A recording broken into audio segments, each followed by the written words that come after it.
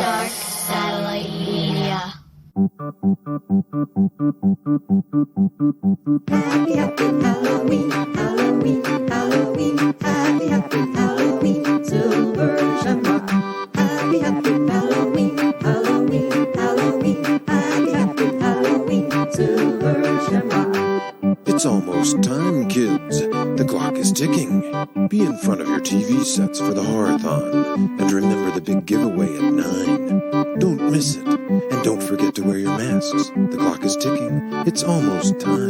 Happy, happy Halloween, Halloween, Halloween. Happy, happy Halloween, silver shamrock. Happy, happy Halloween, Halloween, Halloween. Happy, happy Halloween, silver shamrock. Hey, welcome to Red River number, I don't remember what the fuck it is, but if you're staring at the episode, yeah, if you're staring at the episode, you know more than I do at the moment. So today, you know, it's not Halloween, but it's October, and we like to always pay homage to the gods of October, pumpkins, murders, and all that other shit. And what better way to do it than to just talk about pure fucking nonsense with horror sequels. So today we have back Mr. Mike Stack. How's it going, guys? Yeah. Okay, we're in his dungeon today, and he's a past guest, and we'll get to him in a minute. So before then, me and Langan and Parker, wherever the hell he is right now, all ended up at the Misfits show. Yes. That just happened a few days ago. And being that the Misfits are so synonymous with October and all things Halloween, I think we definitely need to talk about it for a couple of minutes. Yeah. Because obviously I mentioned seeing them in New Jersey when I did, and how much of a disappointment that was. But like, my bar was so low because I just wanted to be in the arena. I knew that, you know, as a kid, or even in my 20s, obviously, I said to myself, one day this band's going to reunite, and they're going to play MSG, and every person in that place is going to whoa whoa. You said that to yourself as a kid? I did. Wow. I did. When my 20s, Fucking Nostradamus. well, no, I mean, like, I wanted it to happen, Right. And I knew that one day this band, you know, that broke up so long ago was going to get back together, and it was just gonna like, I just pictured everyone in unison singing "Last Caress" in my dream. So when we got to Jersey, it was a little anticlimactic because the sound was so terrible. I heard Danzig's mom died that day. I did hear that. I think the Watch mentioned, or somebody mentioned in Yeah. the thread. I had no idea. I didn't go to that show either. Yeah. So, but yeah, it was wild. Did you go? You didn't go. I knew that show was going to did suck. not That's go. why I didn't go. I didn't go to any of them. You didn't go to any because Nah. you said you're over them, right? Yeah. Oh, I'm not. I mean, I'm not over the Misfits, but I just. Is a live entity. Yeah. I at somewhere along the way I lost interest. Oh. And now I feel like a complete fucking dick for missing them because everybody's like, "Oh my god, you missed the best shit ever!" You know, I'm like, "Oh, great." I think I might have invited you too. Yeah, and yeah. I wasn't going to go. Fucking piss on Because me. I've said in past shows where I was like, whatever, you know. Yeah. I seen Danzig do the thing with Doyle. I was good, whatever. I seen that a few times. And my boy, shout out to Rob Nine, friend of mine from high school, had an extra ticket and just threw it my way. Yeah. And I was like, well, shit, I got to go. Couldn't say no. Oh, no. And I'm so grateful that I went because it was it was perfect. It was one of those perfect New York nights that you never forget.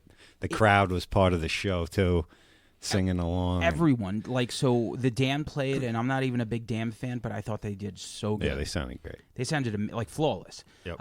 Rancid played. I'm a huge Rancid fan. I know that you don't give a shit about them. No, I was completely disinterested. Yeah. I'll be honest with you. I mean, totally competent band. Yeah. Sound, but Just not your thing.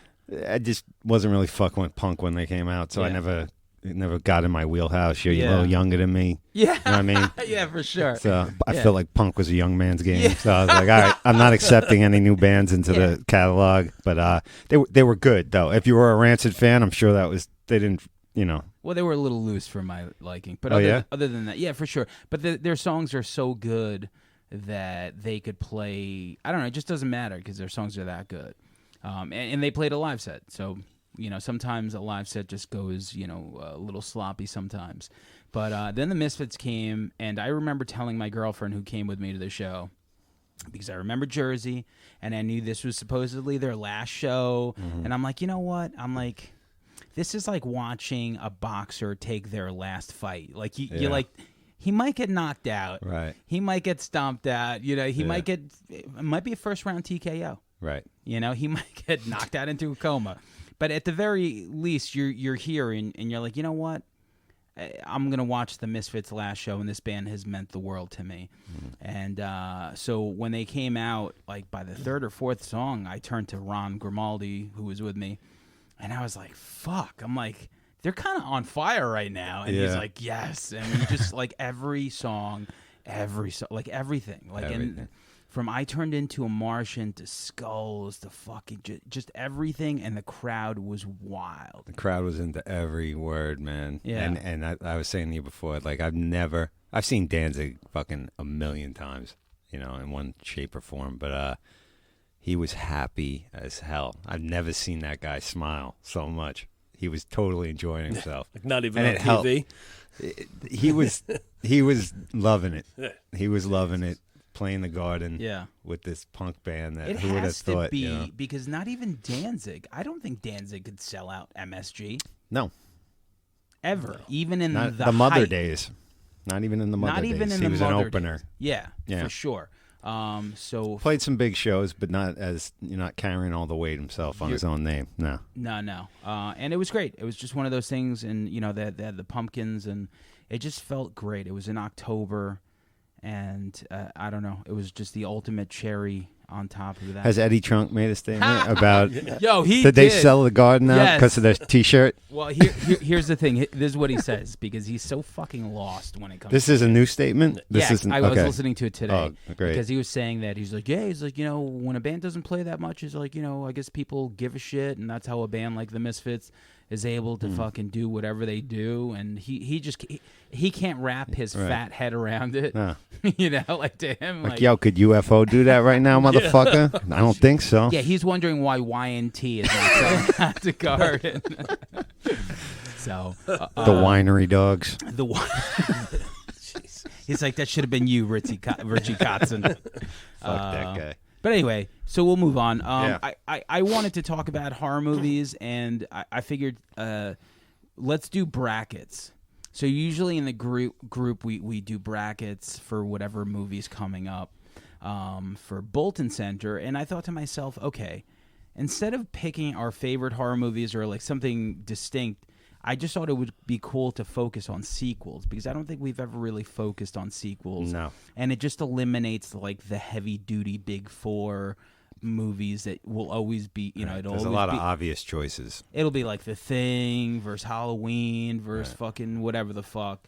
This way you could really shine a light on like some of like the later sequels and horror and like most things. You know, once you start going down the list of like movies with sequels, it's just, you know, some just get so bad, so fucking bad. But there's a lot of good stuff in there, and some might even be better than the original. So, You know, so definitely. Today that's what we're going to focus on. We're going to real quick. How's the band doing? False Gods. I feel like you guys are like. You said Long Island's premier doom band. We're doing good. Yeah. You know, everything seems Added to a be, new member. Yeah, I feel like we added like 2 new members. Okay, 2. You know, Nick and Johnny, and you know, everything is kind of copacetic. We're just playing as much as we can and trying to. I think we're going to put we're going in to record the record in January. We're actually going to make a record instead of releasing in like an EP. Full length. Full length, yeah. How many songs? In 8. theory, yeah. 8. 8, yeah. Any more than that is then it just becomes a chore. Yeah. Yeah. I mean, 8's long enough because I Yeah. mean, like you're not doing. It wasn't like your other band, Agony Kings, where the songs were like very fast and punch you in the face. So these are more, you know, they're slower. But like actually, like the newer songs were a little bit more. How would you describe them? Because they were like a little bit like faster paced. Well, I feel like we're kind of hearkening back a little bit to the hardcore, like the hardcore stuff. Yeah. You know what I mean? Just because it's more fucking fun. You know what I mean? It's just more fun to play. Yeah. You know what I mean? And it's just, you know, what kind of comes naturally. And we're just trying to, I think we're just sick of trying to sound like anybody. So I think we're just trying to just play whatever the fuck we want to play. Sure. We're just playing whatever we want to play. You know what I mean? I will throw some links in there to all the music. You can check it out because it's awesome, and you can go headbang. If you have long hair, especially, it just looks cool, like Langan. So listen, let's give our honorable mentions before we start the brackets. Okay, so with Langan, just give me your 3 honorable mentions as far as like best horror sequels of all time. Okay, with an explanation and just the 3? No, with an explanation. I got Devil's Rejects. You know what? That's a good one. Yeah, Rob Zombie, listen, he gets shit on a lot, and he's made a lot of crap. Yeah. I've seen a lot of bad ones. I always give it a chance, though. He's a good, face man for the horror genre. He reps the genre, so I'll always give anything a chance. But I think Devil's Rejects is the best thing he's ever made. It's those are good characters he's working with, Otis, although they're memorable characters. And House of a Thousand Corpses is very all over the place a little bit. It's fun. It's fun for sure. But this was like a nice, narrow, more focused, gritty, harkening back to a grindhouse kind of horror movie. It was a left field turn for sure because it was definitely a little bit more crime related. But like the one thing about Rob Zombie I will give him is, just like Eli Roth, I will always say he's a fan. Totally. He's a fan of the genre, and when someone's a fan, I feel like their best work is always ahead of them because they're not going in and out of the genre. This is their thing. And a fantastic cast, and the main, with the exception of his wife, but anyway, that's a whole nother story. But soundtrack, but a great cast, and even little throwaway parts for like PJ Souls or Mary Warnoff and stuff like that, right in the beginning, and it's great. It's a great movie. It's fun. So I got that on there. I got Phantasm 2. Okay. Which narrowly missed the cut to get into the brackets, but I had to rep it because I think Phantasm is one of the most slept on franchises. It's not slept on, but you know what I'm saying. It doesn't get mentioned with some of the big ones. Like you figure, I didn't really watch it. It was one of those things like today, the question was asked in the Facebook group, what's one of those movies that most people are shocked that you've never seen? Right. And for me, it was like that Phantasm series because everyone's like, holy shit, you've never seen them. And then just recently, maybe when I got Shudder, I feel like they were all up on there. Yeah. And I watched the first 3, and I tried watching 4, and I just couldn't make it. It does start to fall apart. Yeah, but it weans off. Yeah, like Phantasm 2, I just... in the same vein as a couple other films we'll mention later, it's just, it takes off that first story and with more money. Little bit budget, and James LeGros, man. Yes, and the tall man's a great legendary character. The ball, everything. Yeah. I think the whole franchise is just like it's riddled with imagination. You know what I mean? That's like kind of what I really like about it. Yeah, you know what I mean. And I like Coscarelli, Don Coscarelli, the guy who did it. He makes quality shit. Absolutely, man. Yep, fully agree. I thought John Dies at the End. John Dies at the End. I fucking love. It's fucking. Yeah, awesome. I love that movie. And imagine being a guy like that. Obviously, he gets his props, but imagine making a movie like that for the most part was ignored. Yeah. It's funny because I feel like John Dies at the End I liked as much as I thought I was going to like Bubba Hotep. Because Bubba Hotep I liked, but I didn't love it. I loved John Dies at the End. The guy takes chances. Yeah, the director. Yeah, absolutely. You're right. Bubba Hotep, fucking Beastmaster. That's right. Wow. All right. So I got that. My last one I put on there was Fright Night 2, the original sequel. This is the one I was telling you about outside. It never got a DVD release. I saw it on VHS. I had gotten it from the libraries, and they have a couple of VHS tapes in the catalog still. But it's I don't know why it didn't get the DVD release. Fright Night 1 is great, one of my favorite horror movies of all time. And this one pairs up Brewster and Vincent, the vampire killer, with a similar premise and stuff. I've never seen it. It's not available on DVD. It's out of print. It was released limitedly. Fright Night 2? Fright Night 2, okay. Yeah. And I don't know why it hasn't been picked up by a Scream Factory or whoever, but if you can find it, It's good. It's if you enjoyed the first one, you will enjoy this also. And it's a shame it's been lost to time a little bit. So I definitely recommend hunting it down. It has the guy from Cobra in it, doesn't it? Brian Thompson? The guy who plays the bad guy in Cobra. Yeah, Is it Brian the- Thompson. Yeah, I don't is that his name? remember. Oh, sorry. I don't remember, but Pig. yeah. Now, if you can find it, look for it. It's probably on Kodi somewhere. You know what I mean? Some I streaming think you could somewhere. probably rent it on YouTube. I feel like you could rent anything. It's possible, but hopefully it gets a DVD release someday because it's of all the things get released nowadays, it's criminal that this one hasn't. But Fright Night 2, the OG Fright Night 2, not this Colin Farrell or whatever. I think he only did one. They made 2. Did Yeah, they? I believe I so. just found that out 3 days ago when I Yeah. was flipping through the fucking channels, and then it was Fright Night 2, and I was Yeah. like, oh, it's on. Yeah, And it definitely was not that they're movie. both whack. Wait, Yeah. really? They made another? Yes. Yeah, man, they made it. They did. I'm gonna have to look that up because I don't believe that. I know Believe they that. only made- Believe that, son. So, all right, let me get Mike's 3 honorable mentions. Okay. My first honorable mention is Pet Sematary 2. Straight up just because of Clancy Brown. All right. I don't even remember what was the premise. Do you remember? Because I don't remember. The premise is it's like Clancy Brown plays a stepdad of a kid and he kills the kid's dog or something like that. And then they bury the dog with Eddie Furlong. Okay. And then the dog comes back to life and then kills Clancy Brown. And then fucking they bury him because they don't want his mom finding out or something. And it's just it's Clancy Brown is Yeah. Viking from Bad Boys. Yes. That guy. Yeah, that guy. Yeah, Right. yeah, he's the bad guy from Highlander. And him, basically, when he comes back from the dead in Pet Sematary 2, all he's doing is just basically playing the fucking bad guy from Highlander, but just as a reanimated Pet Sematary fucking zombie corpse. I'm sold. I wonder Yeah. why it didn't take off. No, but seriously, because No the first Ramones one- single. Yeah, You're right. I wonder if it might have been in there. I don't know. It's been a minute since I've seen it. Yeah. But and then doesn't it have the kid from Big to get his head fucking shredded by a dirt bike? I don't remember it too Yeah. much. Yeah, no, yeah, it's got the kid from Big to get his head shredded by a dirt bike. Okay. It's just, I mean, it's a piece of fucking shit, but it just Clancy has Brown cool sells it. enough parts Yeah. to be Okay. It was, If it's on right now, you would watch it. yeah, Okay. 100%. What's the other one? Second one, Return of the Living Dead Part 2, just because I Wow. have a soft spot for it. You know what I mean? The soundtrack with Anthrax is on there. Mm-hmm. That Lamont band is on there. It's just it's stupid and corny, but it just reminds me of fucking 5th grade. Yeah, you okay. know? Yeah. You know what I mean? I saw it in the theaters. Yeah, Did you see it in the- yeah. So did I. Get the goddamn screwdriver out of my head. Yeah. Yeah. I mean, the weird thing for me was that it was exactly the same.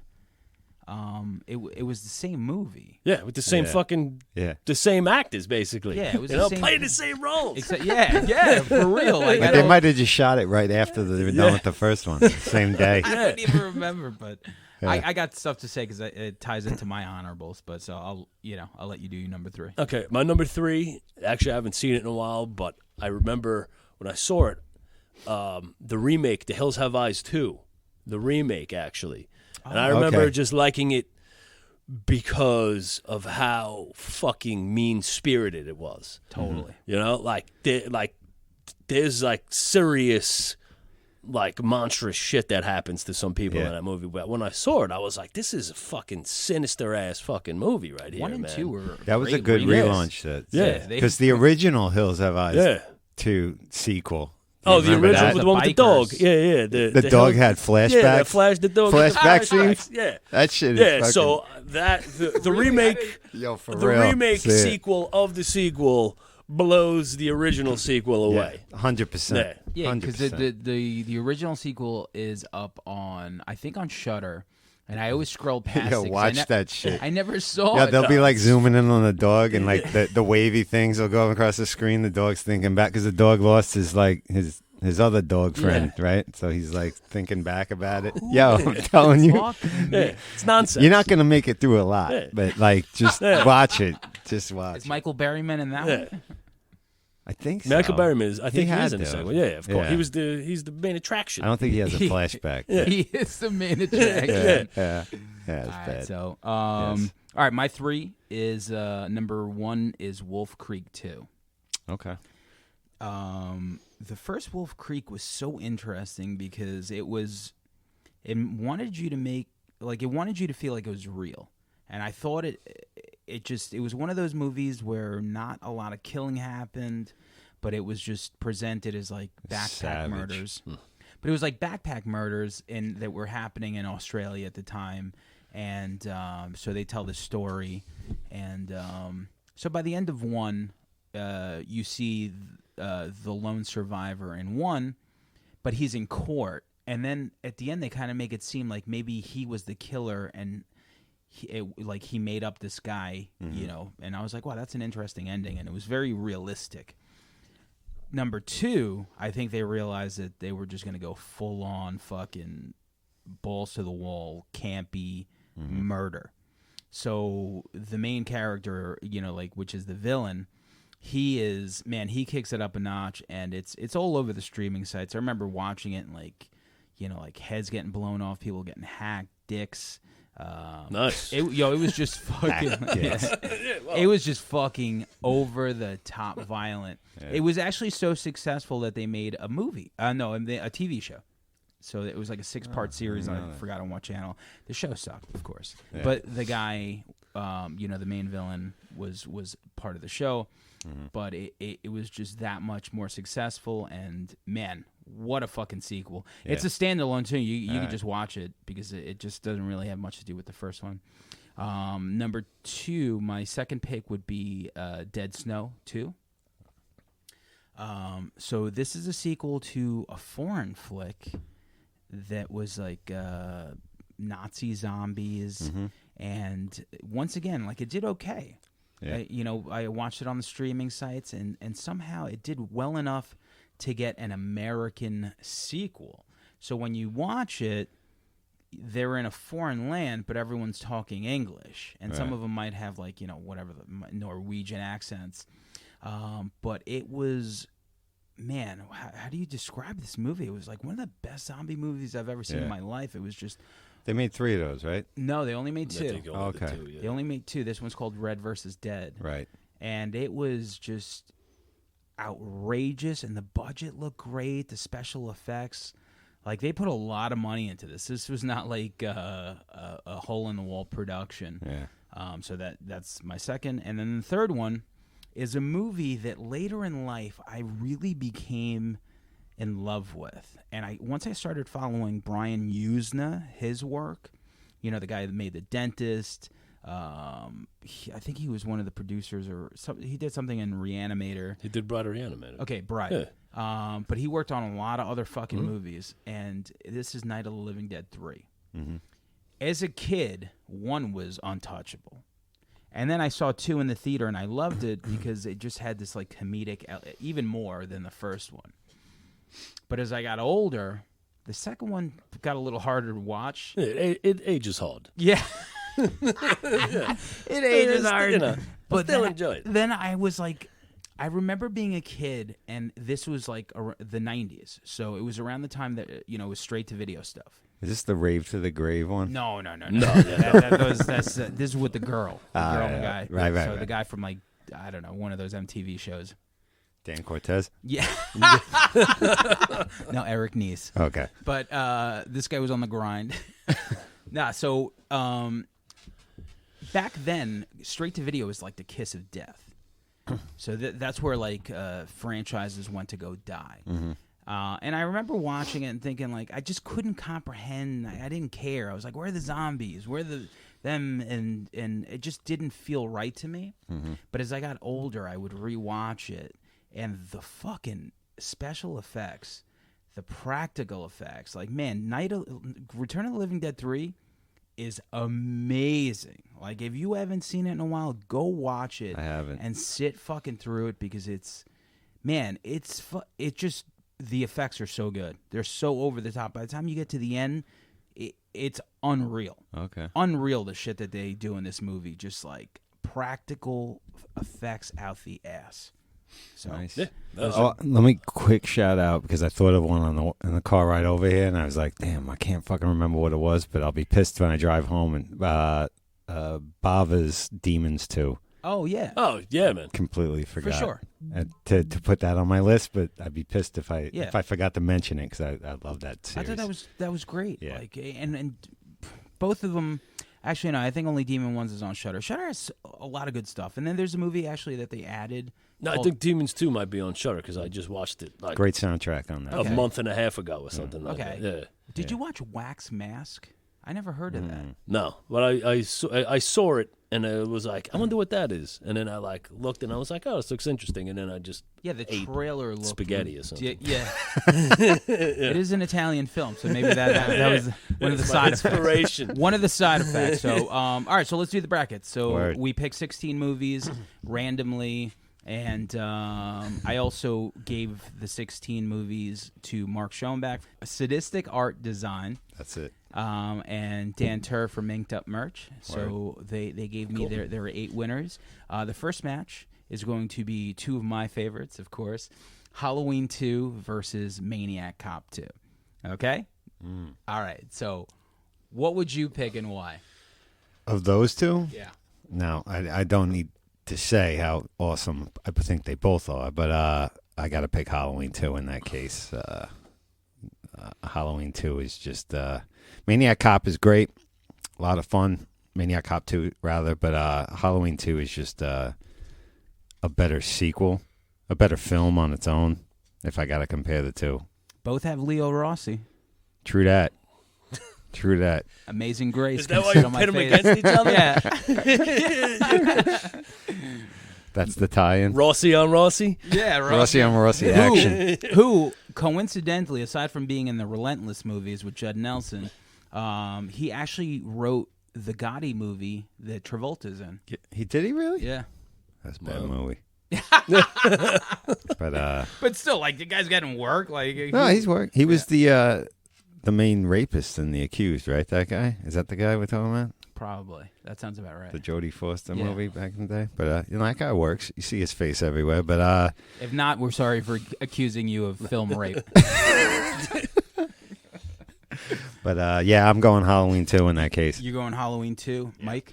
Halloween 2 all the way, man. And it's funny because I feel like the Maniac Cop 2 was like, oh man, what about the Maniac Cop shit, man? But then putting it up against Halloween 2, that's kind of a blowout, man. I know, but listen, you'll see the rest of the matches. There's only so You know, much. I feel like rarely with Halloween 2, rarely does a sequel has like the same vibe and aura as the first one, and I think that Yes. that vibe Yeah. carries from the first directly to the second one. Yeah, man. Even though Carpenter, even though he didn't direct it, it's still almost like a fraction off of being as much of a masterpiece as the first one. It fucking really Yeah. does. Like, you could watch those 2 in a row and you wouldn't even think that there's a new director. No doubt.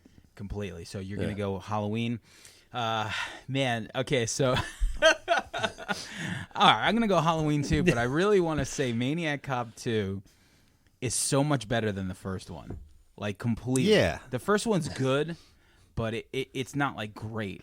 And with Maniac Cop 2, the fact that they, like, Bruce Campbell is, like, the protagonist of the first, and then you get to the second one, they kill him within, like, the first 10 minutes, which is, like, amazing. You're like, holy shit, to bring in Robert Davi from Goonies fame. Yeah. Because he takes over for 2 and 3. But it's one of those movies. Didn't you say who said? Hey, who Christensen? Yeah, Claudia Christian. Yeah. You said her It's face. fun. Yeah, we were talking about it before, and she just Her face annoys me. Yeah, it's like it's like fucking so annoying.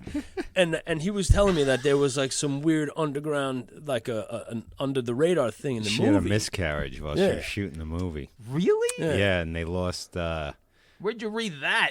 on. I was watching Miscarriage.com. yeah, like one of those 10-minute recap videos and stuff. 'Cause Okay. I hadn't seen it in a while, and I guess they had problems with the insurance for the film because they didn't know or she didn't say and it was like they lost the insurance and funding for them, and then she returned to the film later on and she didn't get along with the other cast, and there was a lot of developmental problems behind it. But yeah, that It's got to be crazy for a movie like that. That probably Looks like I was right. Yeah, that's it. Yeah, you were right.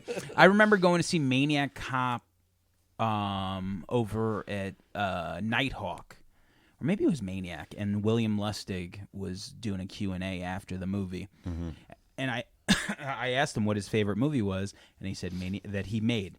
And he said Maniac Cop 2, and I was like, I felt so validated. I was like, I agree. I'm like, I completely agree. I don't know why, but I when I watched it, it was one of those action horror movies that just it got better with age. So as I got older, Even getting a TV show treatment too, coming out soon. How interesting is that? Wild. Totally wild. HBO, right? Like HBO. Fucking nuts. Like Game of Thrones is done. What do we do next? Maniac Cop TV show. Fucking love it, man. You know? Who's gonna play the cop? Because Rob Dazara's dead, right? Oh, he's been dead. Yeah. Yeah, his face was That's interesting. It's a very We'll post that question in the Facebook group. Who you would cast in the Maniac right. Cop. Honestly, we should. Yeah, we're asking you, the audience at home, who should take that Fubar Tango and Cash face. The 10th caller gets a T-shirt. So, all right. So just mail him like a blank white T-shirt. Yeah, we have Hanes. we have 3 Halloween 2s. I looked at Schoenbach, and he wrote Halloween 2, and Dan Tur, of course, Maniac Cop 2. Yeah, man. He likes Stomp 442 or whatever. Of course he picked that one. I love Dan. Well, yeah, he actually wanted to, like, we were going to throw that in. He loves that Anthrax record that we all hate. We're like, it's impossible that you could tell me Stomp 442 is a good record. I don't want to hear it. Yeah. I'm glad someone voted for Maniac Cop 2 because it deserves a mention. For sure. Like, completely. Yeah. All right, so Halloween 2 moves on. Round. I'll be the stenographer. Yep. So match number 2. Thanks, guys, because I don't really know how to work this phone. Yeah. I only figured out how to put notes in here like 3 days ago. I got to open my notes back up. Apparently, I used it so little. It got erased from like Spotify files. I think it just automatically. Like, you don't need notes. Who the fuck you think you are? Let me know if you need me to grab a notebook. I got it. I got a piece of paper. Run back upstairs. Okay, so match number 2 right here. Best sequels: Halloween 3 versus Texas Chainsaw Massacre 2. Ooh, Langan. I'm going. That's a good matchup. I'm going Texas Chainsaw Massacre 2. And only because, first of all, if you would ask me as a teenager about Halloween 3, I never would think it would be in a conversation of a best sequel ever. Because it's a thing like I didn't appreciate till I got older what a great standalone film it is. And we all know the story, how originally Carpenter wanted to make a different movie. And it probably, if they made this movie set as part 2, and never introduced Michael Myers again, they probably could have followed that formula. But once they established Michael Myers was coming back in 2, and then they went this way in 3, it was already where the fuck soiled. is that guy? Yeah, and it's a great fucking movie. There's great gore in it, great kills, Tom motherfucking Atkins.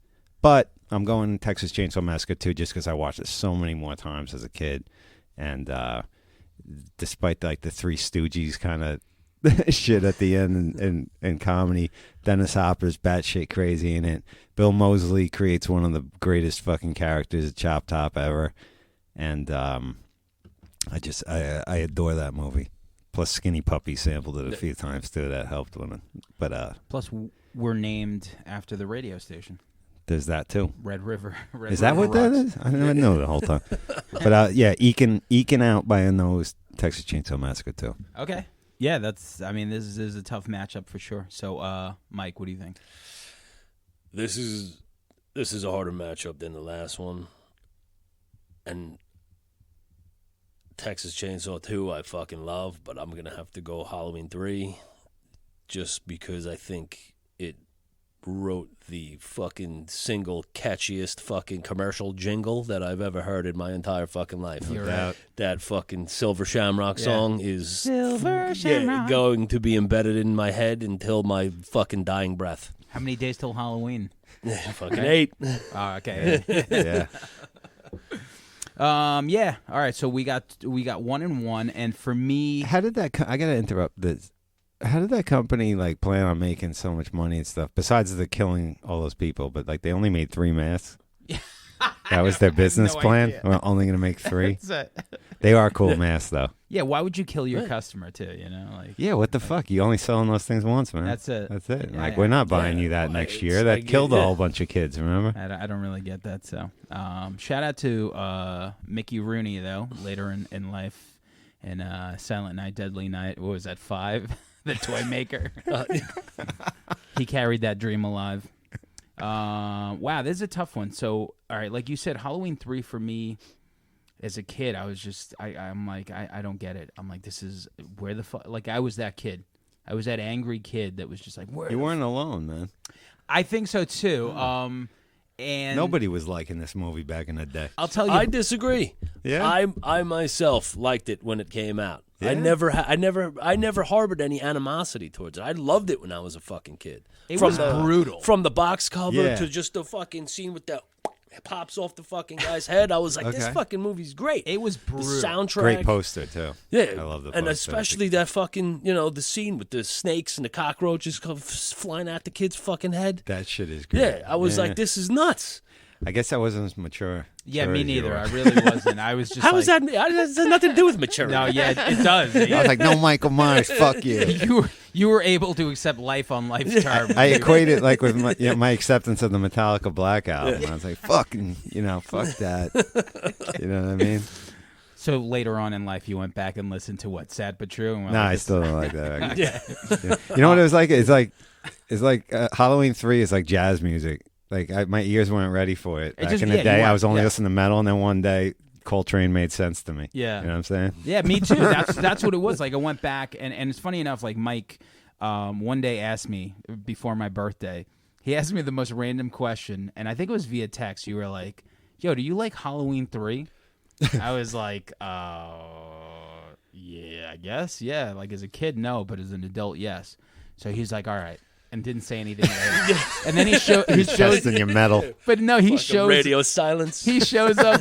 He shows up to my surprise 40th, and with a fucking Halloween 3 Right. sweatshirt, and I was Yeah. like, motherfucker. Wow. I'm like, He's you. doing recon. Yeah.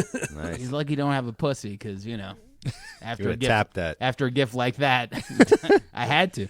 I still have to go Texas Chainsaw 2, just because, man, it's horrifying. Like Chop Top really scared the shit out of me as a kid, and when he was beating that fucking redneck over the head, TJ. Is his name? right? I don't remember. The radio guy? Yeah, the radio guy. That whole radio station scene is The radio station fantastic. scene is as good of a scene as anything. Like it's up there with Boogie Nights' firecracker scene. Just the lighting alone, like everything, and him sitting in the shadows and fucking scratching his legit plate. horrifying. Because you know what's gonna happen. You're like, God, when's it gonna happen already? Yeah, You're just a lot of like, anticipation. EX, like it's just so ridiculous. And I don't know. It just like I like as a kid just watching it. It really just stuck with me, like whatever the hitchhiker was in the first one, that's what Chop Top was to me. Totally. And I got to go with that for sure. Yeah. Let me read something here. It's a hard fucking match, man. It's a hard It is. matchup. Yeah, it's a fucking mad hole. So let's see. So Michael Myers and Laurie Strode do actually appear in Halloween 3 in Easter egg form. Yeah, Jamie Lee Curtis is the voice on the like the PA system in the in the complex in the end. But where does Michael Myers appear? Let's see. On TV, right? when- Aren't they watching it on TV? Yes. or Oh, something? okay. Yeah, for Yeah. sure. That's an interesting one. Anything else? Halloween 3, John Carpenter planned on transitioning the series into an anthology. Factoids. That would have been cool. Which No. is funny because then he, with the 3 thing that he was a part of too, he's like, I'll give him this now, We'll do an anthology thing. Yeah. And then, sure as shit, some fuck motherfucker's like, we got to bring that fucking boogeyman guy back. With the question. Akkads. Yeah. A billion Yeah, times. the over Akkads after that. and Erwin Yablans. So It's the last Halloween that I fuck with, besides the one that just came out. I was just saying the same before. I Part like 3 was is the last one I'll fuck with. When was the last time you saw 4? Shit. I don't even know, man. But I think I tried to watch them all in succession like a Halloween or 2 ago. It's funny because I definitely I think 4 like holds you and Bobby and everybody's like, dude, 4 still holds up, up. It man. does. And then I watched it a couple months ago, and I was like, these motherfuckers. Fucking wrong, man. Yeah, man. And 5 is like, I'd rather 5 is fucking stare into my fucking toilet they're for fucking atrocious. 2 hours. Yo, 5 Atrocious. is 5 was the worst sequel ever until Resurrection. When Resurrection came out, it was just like, wow, They're like disgusting. somehow you ruined, like somehow you made 5 look like The Godfather. Yeah. Like Busta Rhymes, like kung fu kicking Michael. And then on top of that, like the mask just got worse and worse because like you're seeing skin. Why would you see skin? Yeah. Ridiculous. So, Texas for you, Halloween 3 for Mike, Texas for me, and then I looked at Mark and Dan both went Halloween 3. Wow. So Texas is out. Texas is out. Wow. Yeah. Thanks, guys. It's the name of the fucking show. Are you writing it down? Yeah. So, matchup number 3. Hellraiser 2, Hellbound versus The Exorcist 3. God damn it. That's good. Shit. Exorcist 3 is really good. Really good. It's like a good movie. It's a very good movie. Yeah, it's like a good movie. Well made. George C. Scott's great in it. There's an awesome scare that everybody knows that in the hospital or whatever. And but I'm going Hellraiser 2 just narrowly. I love some of the Hellraiser series. Obviously, there's a lot of misses in that shit, but I love those Cenobites, and I love Doug Bradley's quotes in that movie, and that your suffering will be legendary even in hell, and even, there's so much more gore. It's really gory, and a lot of guts, and it gives when the Cenobites meet their end for that movie. And it shows them as humans and stuff. I thought that was a cool angle they took on that. And so Exorcist 3 is great, but narrowly giving it to Hellraiser 2. All right, Mike. Oh, this is hard. Sophie's choice. Yeah, man. Because the Exorcist 3, I read the fucking book. You know, I read Legion, and it was, and I thought, Does that have anything to do with the movie Legion? Like anything? No. It's the Exorcist 3 is the original name of the movie was Legion. Legion, yeah, because it's Blatty, William Peter Blatty. It's Heretic. The second one is Atrocious. never a part. Yeah, well, it's yeah, for sure. It's cocky, but the actual literal sequel to Exorcist is Legion, the Exorcist. By William Peter Blatty, the guy who wrote The Exorcist. So, literary is the word I was thinking of. Sorry. So, and Hellraiser 2 just does so much it almost explains everything. You know what I mean? More so of the Cenobites, and you actually get to go into hell. Yeah. So shit, man. I might have to be with you, man. I might have to, as much as I fucking feel like a dick because I love The Exorcist 3, and like George C. Scott fucking knocks it out of the park. I just, for the fucking, like the feel of fucking Hellbound, I gotta go with Hellraiser 2. Yeah. Exorcist 3 is great too, just for the fact that they overcame such a shit movie. Beforehand. In between them. Yeah. What a great comeback, but yeah. Yeah, for me, man, Exorcist 3 is just it's a great movie. I actually like it better than The Exorcist. I actually Shots it's fired. it's if not equal to. Okay. Well, you don't think so? Yeah. I think I like the first Exorcist better. I know you were a teenager back then. So Well, maybe. maybe I wasn't. Yeah, I mean, the hype behind I was The Exorcist 30 kind when of. that came out. Yeah, man, I got to go Hellbound for sure because I think Hellbound is better than the original Hellraiser. I just think it's. I might agree with you there. I think it's one of those cases that. I'll second that. Because, like I said, it definitely shows you more of an actual world instead of just like movie like monsters, little girl in peril. You know what I mean? Figure out the box. Lightning bolts erase the monsters. You know what I mean? What the fuck is even happening? Which is fine. Good intro, but man, did they really like? that's the best. Like when Yeah. when the guy thinks he has maggots on him Yeah. and he starts slicing himself. Mm-hmm. Like even as a hardened horror fan, like as a kid, I was just like, wow, that's kind of gross. Yeah. You know, maggots are disgusting to begin with, and this guy's like trying to get them off. It was super gory. Super gory. Yeah. So for me, definitely Hellraiser, just because, like I said, it's even better than the fucking original. Word. Funny enough, Dan Tur and Mark both went with The Exorcist 3. It's respect. It's a Well, their respectable votes don't opinion. matter in this case. So we're gonna fucking mark that down. It's a respectable vote, man. I could that was like a 49-51 fucking. They're choice. all winners. They're all superstars. The way I look at it is, I wouldn't turn any one of these 16 movies off. So, No. for our fourth match, we're gonna go Friday the 13th 4. What's that called? The last chapter or something? Final chapter. Final chapter. Yeah. Versus Creepshow 2. Oh, okay. Langan.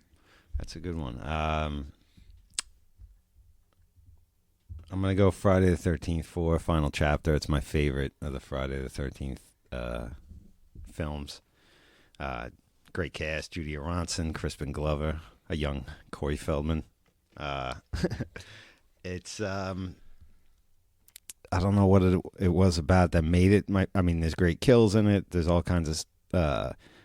the whole Tommy story at the end, you know, the kid who makes these, like, you know, Jim Henson quality masks in his house, but that's a whole nother story. But but yeah, it's my favorite Friday the 13th movie, so I would have to pick that. Creepshow 2 is great, obviously. I love horror anthologies, and it's as good as the first one to me.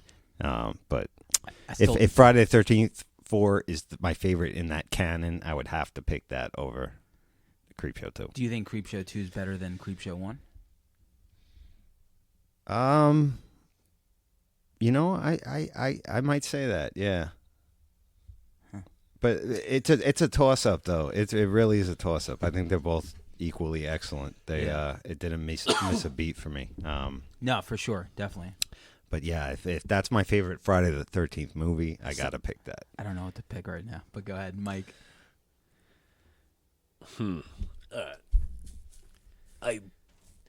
It's funny because Creepshow 2 is Old Chief Woodenhead is not the greatest of stories. You know what I But mean? still cool. Yeah, it's still cool. George Kennedy. Got George Kennedy. Yeah, George Kennedy. The Raft is the shit. Oh fuck You know, the Raft is the shit. You know what I mean? And the Hitchhiker is fucking great too. I man. still say thanks for the ride, lady. Yeah, I know. Say it at a toll booth. It's hilarious to yourself. Like, it's frightening Yeah. to do something that horrific and not be able to get away with it. Yeah, Mm-hmm. You know, absolutely. it's this constant thing where it's like, holy shit, what the fuck? Yeah. Yeah. That being said, fucking 4 all the way, man. Yeah. You know what I mean? Just like the whole montage in the beginning. You know what I mean? Just showing all the shit. Just The fat hitchhiker chick with the banana. yeah, with the banana. You know, like Crispin fucking Glover. You The know dance. what I mean? Yeah. The dead fuck. Yeah, the dead fucking monologue in the back of the You know, car. part 4 Yeah. is the first time we learned that the Voorhees last name, I believe, too. Fun factoid. Yeah. That's the first time they used Voorhees. It's almost like The you can last read name. the Google. Yeah. I can see through It's it. almost like you can see through. Wow, this is tough because I love Creepshow 2. And what I love, speaking of Chief Woodenhead, the new show, there's a Chief Woodenhead part in Is there? I haven't seen the show yet. Good? I mean, some are good and some are not good. That's always every anthology. Yeah. You're going to get some But stinkers. there, like, there's one called House of the Head, which was the one of the first episodes, and there's like this little Chief Woodenhead homage, Oh, shit. which I love, you know. Yeah. So like, because if you know, then you know. But yeah, I mean, I guess it's tough. Friday the 13th 4 is. If there was no other Friday the 13th movies other than 4, that would be the greatest slasher 4-piece ever. No question. Because the first 4 movies, legit, you could put those on in a row, Yeah. and it's the best. Like, those are 4 legit 80s fucking slasher movies. So yeah, I guess I got to go Friday the 13th 4. It's just, man, when that mask comes off and Savini does that trick where he slides down the machete, and that was supposed to be it. Yeah. That was supposed to be it. That's why 5 went off the way it did. Speaking of, it was supposed to be it, but that look that Corey Feldman gives to the camera, yeah, they knew then that, like, yeah, well, not yet, That look was probably like, please help me, somebody's raping me. Who's got an 8 ball? That's what he looked like. He was ready for his. He was sucking dick for coke even back then. And then the other 2 guys, Mark and Dan, also went Friday 4. So Queen swept it. Yes, complete sweep. So on to the next matchup. Matchup number 5.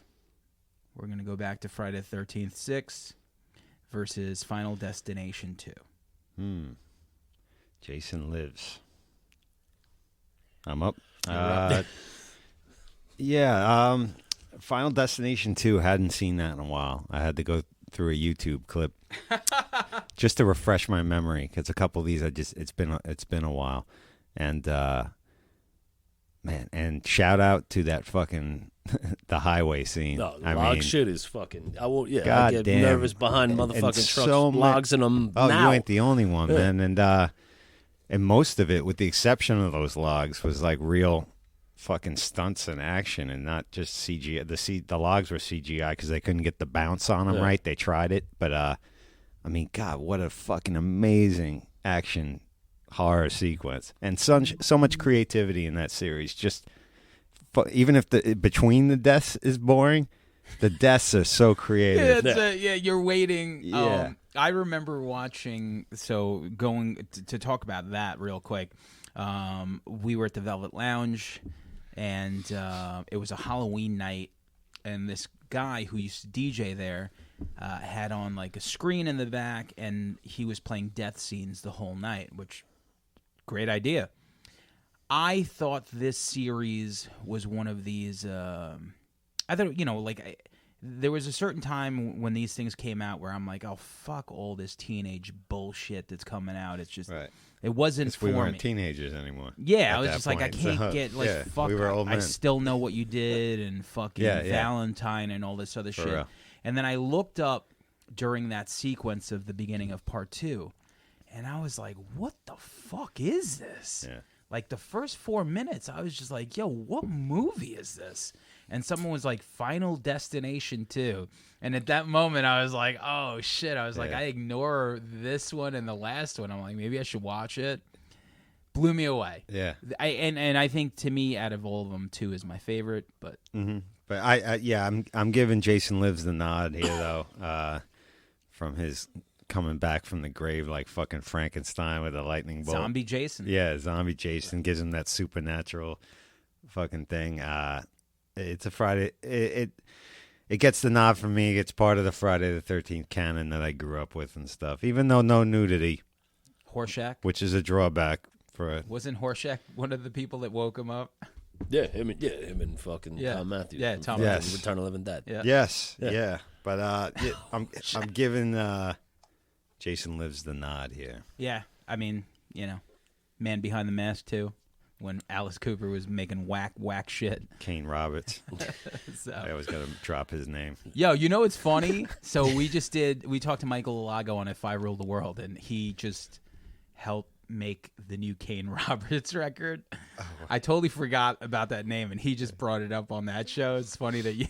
I gotta keep the memory alive with the machine gun guitar and shit. Yes. It's ridiculous. He was all jacked. He was like, he's like the Lost Boys sax guy, but just didn't get remembered years later. He was like one of those like weightlifting twins, like the Barbarian Brothers. He was like the third one. The third one, the one they kept in the attic, just practice guitar, I guess. Who's laughing now? Yeah. All right, Mike. 6 all the way, man. 6 all the way. And I have like respect for the Final Destination series and all of that. It's creative, it's cool, but 6 is fucking Legend. It's I mean, even 4 I'm a giant fan of, but 6 I think is my favorite of the Friday the 13th I think 6 series. might be the best. Yeah, it's just fucking. It's fun. It even has that little bit of like the comedic element to it in some points. I think 6 because the first 4 are the first 4. Yeah. Like they're no joke, no nothing. It's just like it's somebody who's going to kill you. And then from after 5, they were just like, how do There we? was no Jason. There was no Jason. Yeah. And That was then- like the Halloween 3 of the Friday the 13th series. yeah. And then they were like, Which, interestingly enough, I think has recently started to gain a little bit of traction as far as I get people like looking back, 5? thinking that it's better. I mean, it's fucking a pretty gruesome ass movie. it is. It's just so it's so unbelievably bad.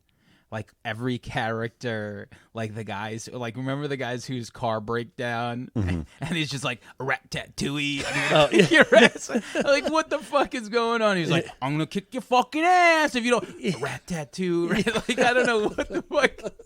And then the fucking cokehead who's like picking up Lana, and he just keeps like he's listening to like Muzak because they can't afford like the license to anything, and he's like Lana, and he's like tapping on the like. It was just ridiculous. The redneck mom and son, that like of course. It just fucking unbelievable. And of course Miguel Nunez from Return of the Living Dead. And I love that meme that says, you're a real horror fan if chicken enchiladas reminds you of this guy. And I'm like, you know what? It fucking really does, man. It really fucking does. Well, I mean, the whole concept of the movie is fucking ridiculous. Like the fuck, you're annoyed at this kid with a candy bar, so you stick a fucking axe in his back. Yeah. You know what I mean? Like what the fuck? Who does that? I don't know. All right, so Dan, of course, going against the grain, picks Final Destination 2 because he's an animal. But Mark Schoenbach goes with Friday 6, giving it a 4-1 win. So that brings us to one that's going to be a complete blowout, I'm sure. This is number 6. So Evil Dead 2 versus 28 Weeks Later. Well, I mean, Evil Dead 2. Yeah. I mean, don't somebody know. had to, I had to give like the number one seed, the number 16 seed. Yeah.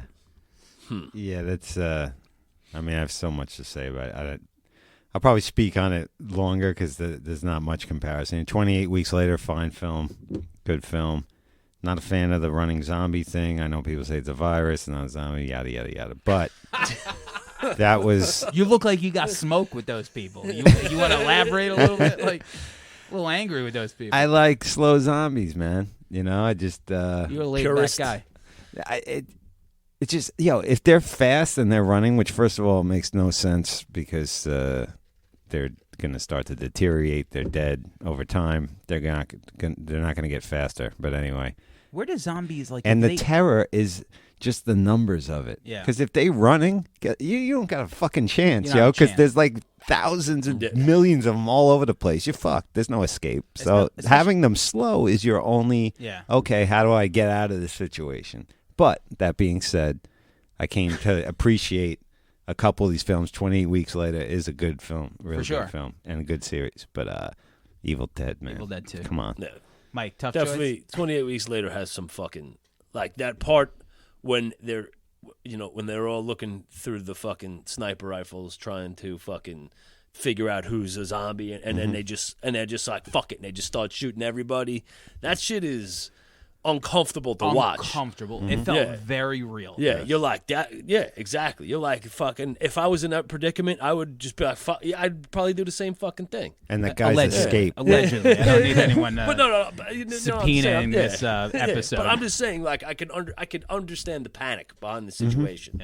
Yeah. And that chase scene when that guy escapes and he leaves the woman and the kid behind in the house and when they're all coming over the fucking cliff. Was that Big B from Trainspotting or whatever? Begbie. Yeah.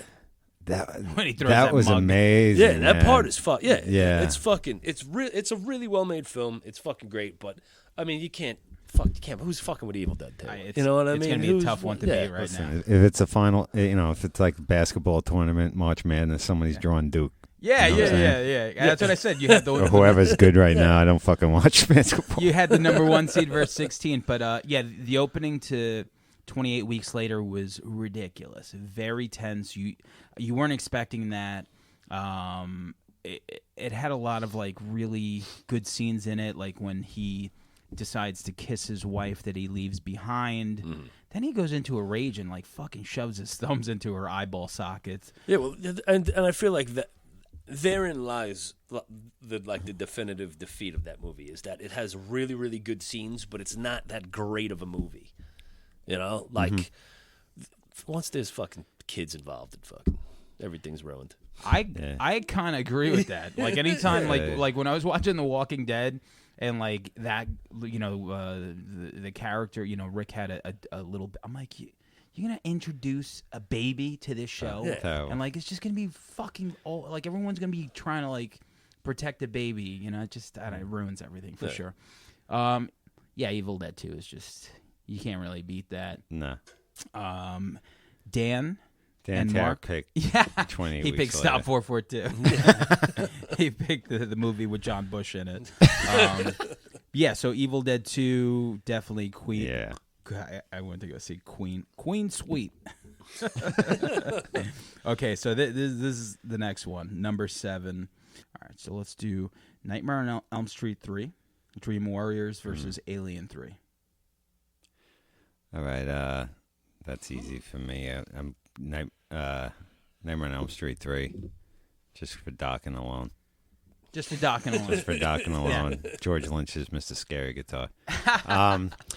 No, it's my favorite. Again, kind of the same logic with the final chapter with Friday the 13th. This is my favorite Nightmare on Elm Street movie. Came out in a perfect time when I was an adolescent in high school. I remember seeing it in the theaters, and I like the whole, as cheesy as some of it is, but like, you know, these kids that have these powers and these dreams that could fight Freddy or whatever in different scenarios. The sequence with the puppet and the veins marching that kid out and stuff, I think is so fantastic, and it's my favorite of that canon. So it would be hard for me to pick Aliens 3 over that. Plus, you know, I like the Aliens franchise, but yeah, there's just no comparison. No comparison. No. Sure. First tough one. So Mike, Nightmare 3 or Alien 3? Actually, tell us why we included Alien 3, because you told me you had. Yeah. So I actually, like 2 nights ago, I know we were talking about the greatest horror sequels of all time, and we're kind of not using Aliens because it's not really considered a horror movie. It's more like an action adventure movie with fucking monsters. Mm-hmm. You know what I mean?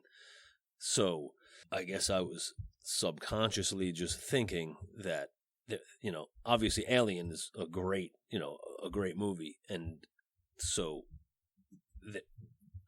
I guess the sequel must have just annoyed me that we weren't using Aliens. Mm-hmm. So I guess in my dream I was like, Alien 3 is a horror. Now that is a horror movie. You know what I mean? Yeah. So then I woke up and I was like, fuck, you know what? We gotta use Alien fucking 3, man. And that's how Phantasm 2 got booted out. Yeah. Wow. Yeah, Over Mike's dream. Patrick Ewing came to you and Shout out to Patrick Ewing and Fabio, man. So, so Alien 3 versus... Okay, Dream so Warriors. I just have to be wary here that fucking 11-year-old Mikey doesn't find himself a time machine and figure out what I'm about to say here and punch me in the fucking face. But I'm gonna have to go Alien fucking 3. Okay. Yeah. And as much as I like Dream Warriors, I could watch that movie over and over again. Mm-hmm. I just think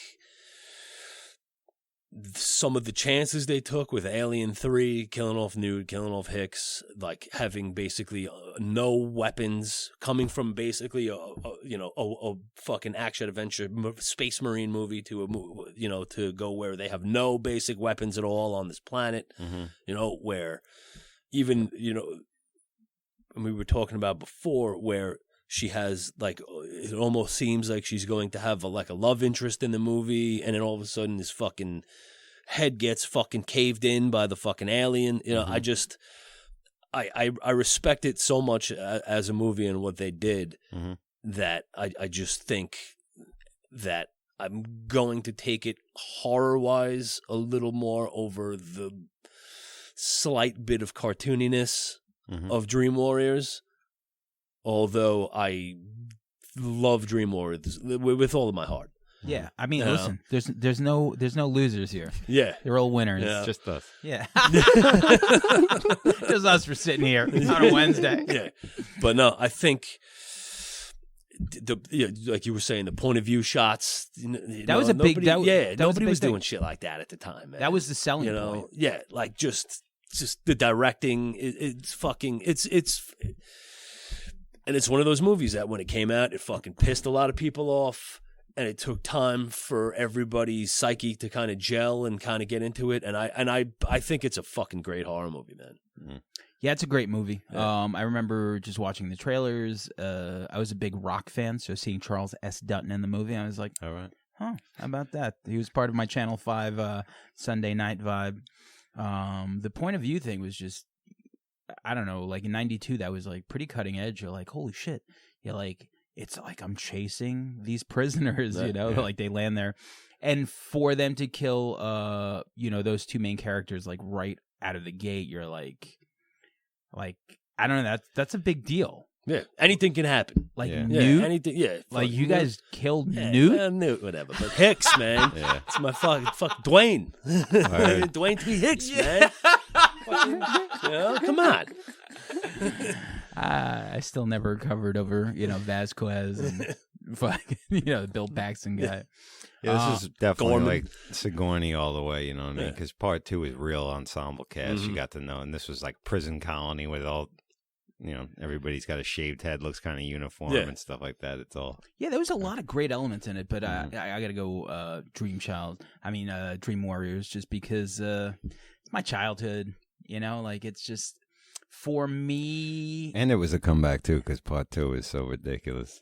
But did part 2 age better, you think? Nightmare on Elm Street? I don't know, man. That shit is.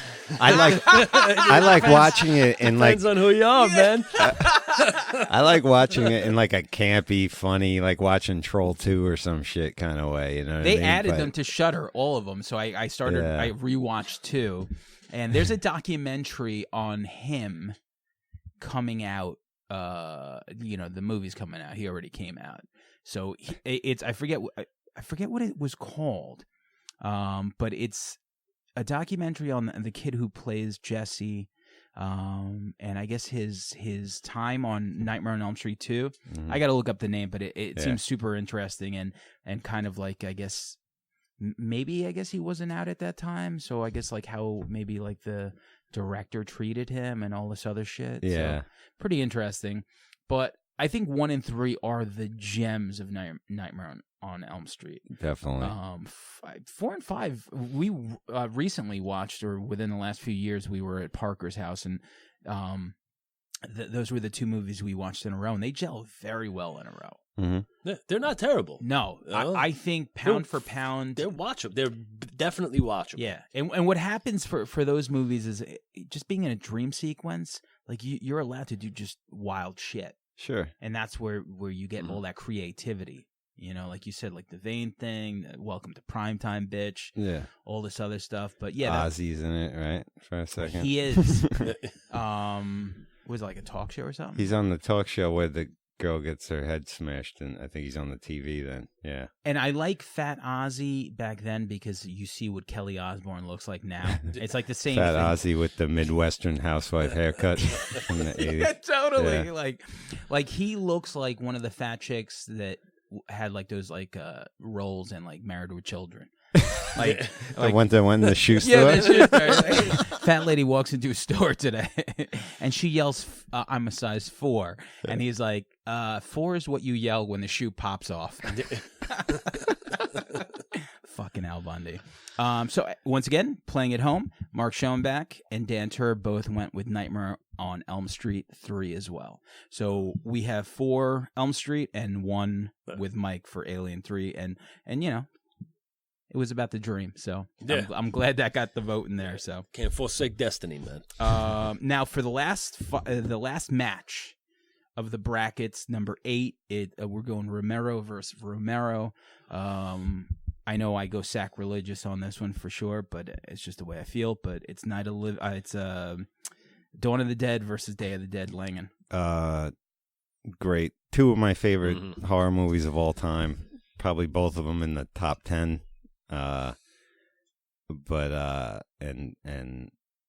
Dawn of the Dead is might be my favorite horror movie of all time besides Texas Chainsaw Massacre. It's one of the first horror movies I really fell in love with.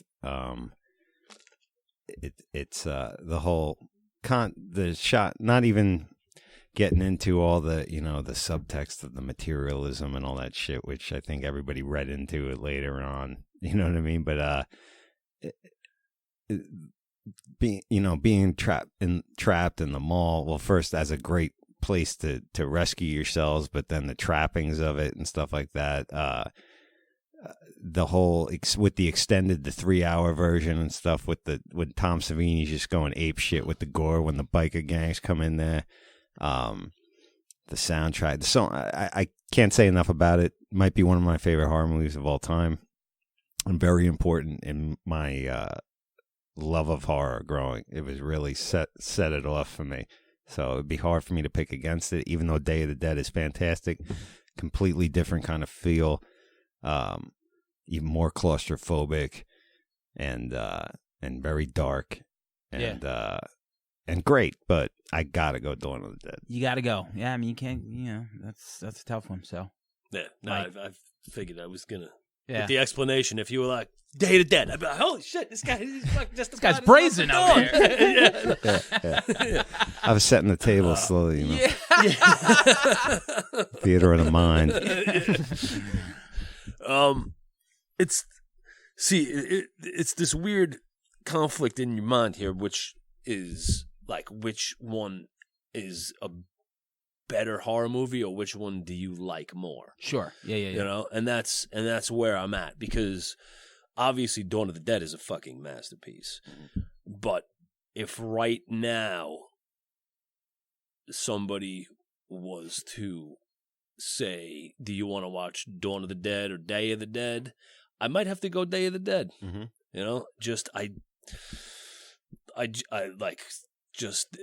Like the soundtrack, that like that shit, like it drills its way into your mind, and you think about it in these fucking weird situations. You know what I mean? Where you just like have the Day of the Dead music playing while you're taking a shit. You know what I mean? It's like, why am I fucking? Is this in my head? Like I think that the idea of people being so desperate that they're trying to train these fucking zombies, I think I might go Day. Yeah. All right. Yeah. Okay, so for me, I spent my whole life really loving Dawn of the Dead. I mean, it's fucking perfect. But just like Mike said, when I think of a movie that fills me with horror out of those two, Day of the Dead fills me with horror, just because I remember watching it in 1985, double feature. I was 7. The other movie was A View to a Kill. Random, I know. So I just knew at that moment, it was one of those movies that just made me feel like I was just going to die. Like no matter where I can go on the planet, I was like, holy shit, like I can't escape. Like it ruined my life, I think. That's what I really think about it. And a real cool mention for Stranger Things 3. Season 3, the first episode, they all went to go. There's a scene where they walk by, they're all going to the movies, and they look at Back to the Future, and you're like, oh, they're going to go see that. And then they just all go to Day of the Dead. Right. And they show the beginning. Where the hands go through the wall, so effective. And Mike, like he did the doot, doot, doot. Like I don't know what you did, but you did it great. I love the opening shot too when they're with the helicopter ride over the city and the alligators going through, and they're looking at, because Dawn of the Dead is kind of like the initial aftermath of people figuring out what's going on. Yeah. Day of the Dead, they know what's going on, and society has pretty much crumbled. Yeah, it's collapsed, and that's done. and it's also like you see that the people are almost becoming as monstrous as these fucking so-called shout out to fucking Rhodes, monsters. Man. Yeah. Rhodes the man. Yeah, yeah, like it's just. And and yet again, I don't want to understate the importance of Dawn of the Dead. I mean, it's fucking great. As Night of the Living Dead was the initial thing, but Dawn of the Dead created the Romero rules like firmly in place as what all zombie movies were going to follow, and the template of what the zombie world was going to look like. I mean, it set it all off, for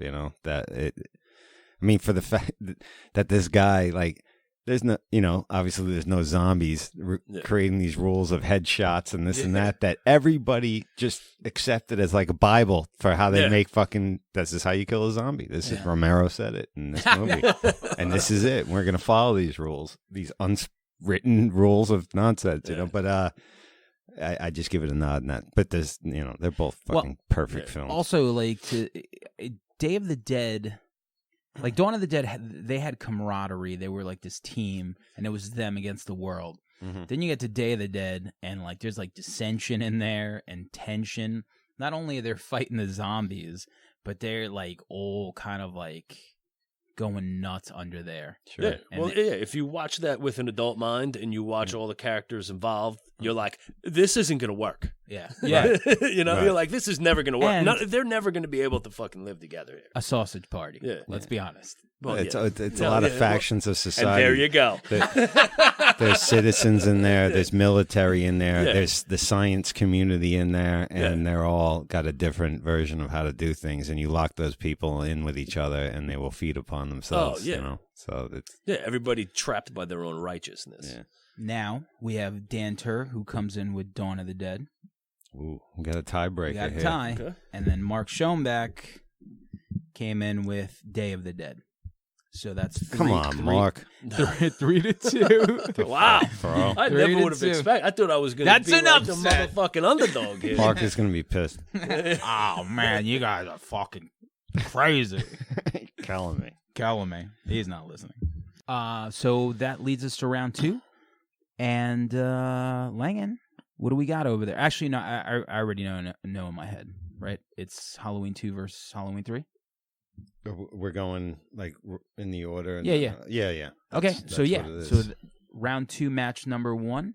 Now we have Halloween 2 versus Halloween 3. What do you got?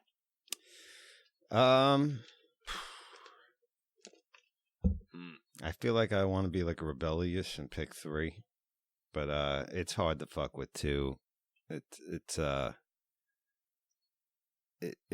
2 is one of the best sequels of all time, and one thing I love about 2, obviously I love 1, but 2 is like all the there's no exposition necessary. We know Michael Myers already. We know they get right to it.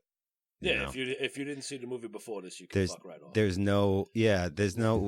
lot of, there's the introducing and this person stalking them and stuff and silently. They don't need that. We know what we're getting here. Get right to the action a little bit and more violent, obviously, than the first one and stuff. Again, love Halloween 3, but I'm gonna give Halloween 2 the slight nod there. Okay, Halloween 2, Mike. You got 2 or 3. All right. I think. All right. Fuck. I think I might go 3. Only because 1 is an almost... 2 is an almost as good version of 1 as 1. And 3 is just so different. And they tried to take a chance. Let's move that thing a little closer so we get everything. Oh, sorry, man. Yeah, there you go. You respect the risk. Yeah. I get it. Yeah. They tried to take a chance, and I don't know if I'm saying yet again. I don't know if I'm saying if it's a better horror movie. I just think that I like it better. Right. So. It's just humble opinion and all of that. But Say I just that think... movie comes out and it's called Silver Shamrock, never called Halloween 3. How do you think the legacy is perceived? What is it that only 2 exist? That Halloween 3 is never Halloween 3. It's not. It's its named own, as part of. It just comes out. Yeah. Yes. Yeah. How would it be? Would it be remembered favorably instantly, or I think so. Yeah. Yeah. I think because it at its core, it's a good story. And the fact that you're like preying on these kids, and then this fucked up mask, and then even like the first few kills are fucking brutal. Very brutal. Like he fucking like Yeah. doesn't he like rip the guy's like Yeah. nose cavity off or Yeah. some shit? Brutal. Like, By robots. yeah, You know? by fucking robots that bleed green. Tom Atkins is swinging his dick left and right. Like Yeah. the first time you see Got that him, May December romance going on, which was a little creepy. I mean, He goes in for like a really long tit suckle. yeah, in one. And do you know what I'm talking about? It was Yes. like, well, yeah, no, what's it going on was. there? But I like about Halloween 3 too. There's like that whole Big Brother kind of corporate evil Yeah, of corporation course. thing. When Tom Atkins goes at his house and all those guys in the suits are outside and stuff, and I love that paranoia kind of fucking. of course. Even the complex. ending. The ending is so like hopeless because he's like yelling at a fucking TV screen, Mhm. and the music's playing, and it's already in motion, like it's done. But that being said, Halloween 2. Funny enough, Rick Rosenthal said he wanted to keep 2 very similar to Carpenter, and he did a really good job with it. I mean, it picks up right where, like right there, like that same like last like couple of minutes. Definitely more violent, which I heard was Carpenter's idea. Definitely, I heard that also. And man, what a hospital! Like there was like 3 people there. Like I don't even think they turned lights on. I've been in the hospital, couple hospital stays. Yeah.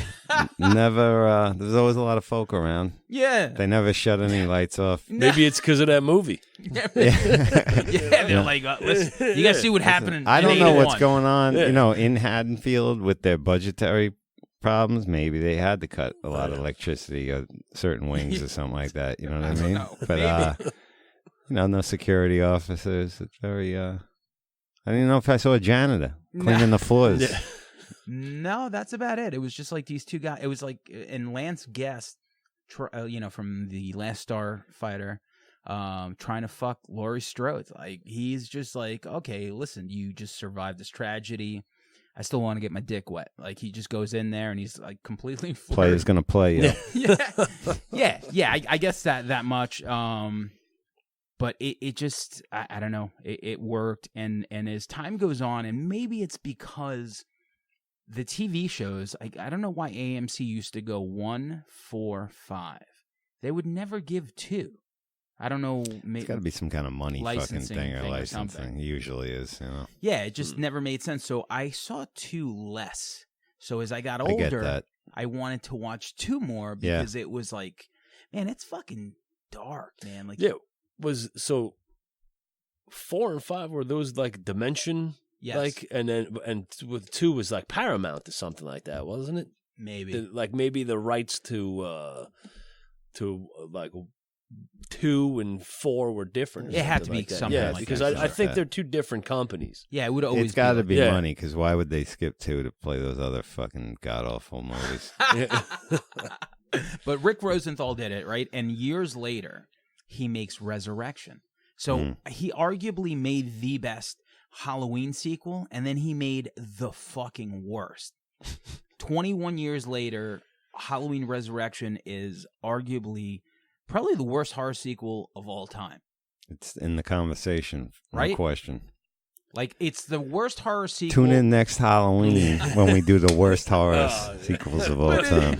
Same table. But it's like, it's the worst of the best. Like you obviously there's shittier sequels, but like when you think of like the best of the franchise, like, man, like that is, I can't think of anything else. Even Texas Chainsaw Massacre Next Generation. And I'll tell you one thing, what I should have thrown in my honoraries were basically Leatherface. I thought Leatherface 2017 was so good. Yeah, that was good. But If I'm to be honest, I haven't seen it. oh really? Yeah, it was good. I didn't see it. It's a good relaunch. Let me just ask you guys real quick, because I'm curious before we move forward with this. So for the first match, you picked Halloween 2, right? Yeah. So your honorary mentions, are there any of those 3 that you feel is better than Halloween 2? What, the honorary mentions? Yeah. Devil's Rejects, Demons 2, what else? Oh, and Phantasm I named 2. 4 because I had that extra one. Oh man, I don't know. You know, that would be tough for me. I'll be honest with you. If those 4 movies were on, Halloween 2, Phantasm 2, Demons 2, and what else? Devil's Rejects. If any of those 4 movies were I on, might, you know what? Narrowly, I might watch Demons too. Okay. I just love that movie. Just out of curiosity, you picked Halloween 3, like your honorary mentions. If any of those honorary mentions do you feel are a better movie than Halloween 3? Nope. No. No. So Halloween 3 wins. Yeah, Halloween Okay. 3 wins. Pet Cemetery too. Not bad. You know, what if Clancy Brown was one of the robots? Yeah. What if Clancy Brown was in that hot tub with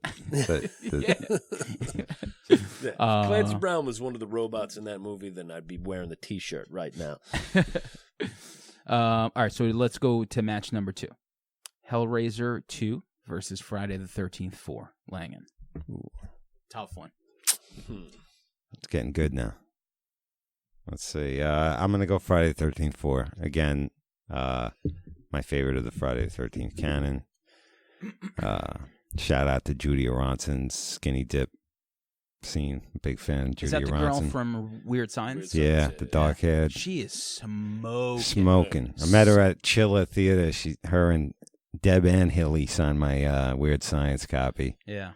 And I had a major crush on her. And she looks fine as hell still. Oh, sorry. Return of the Living Dead 2 has Suzanne Snyder. That was in fucking Weird Science. And Killer Clowns from Outer Space. Yes. Oh, yeah. She's the one who lets Tom Matthews And Night of the fucking Creeps. eat her brain. Oh, yeah. Yeah, it's fucking the girl from Weird Science. Holy shit. Right on. Another connection there. Because she was just She was like, in Night of the Creeps? She was in Night of the Creeps. Wasn't she the blonde hair girl on that? God damn, I don't know. For like a second at the sorority house in the end? Now you're making me feel like I'm wrong. Well, We'll fix that in post. Either way, so you're going to go But 4? yeah, I'm going 4. I love it so much. Again, my favorite of that canon, which I love that whole canon so much.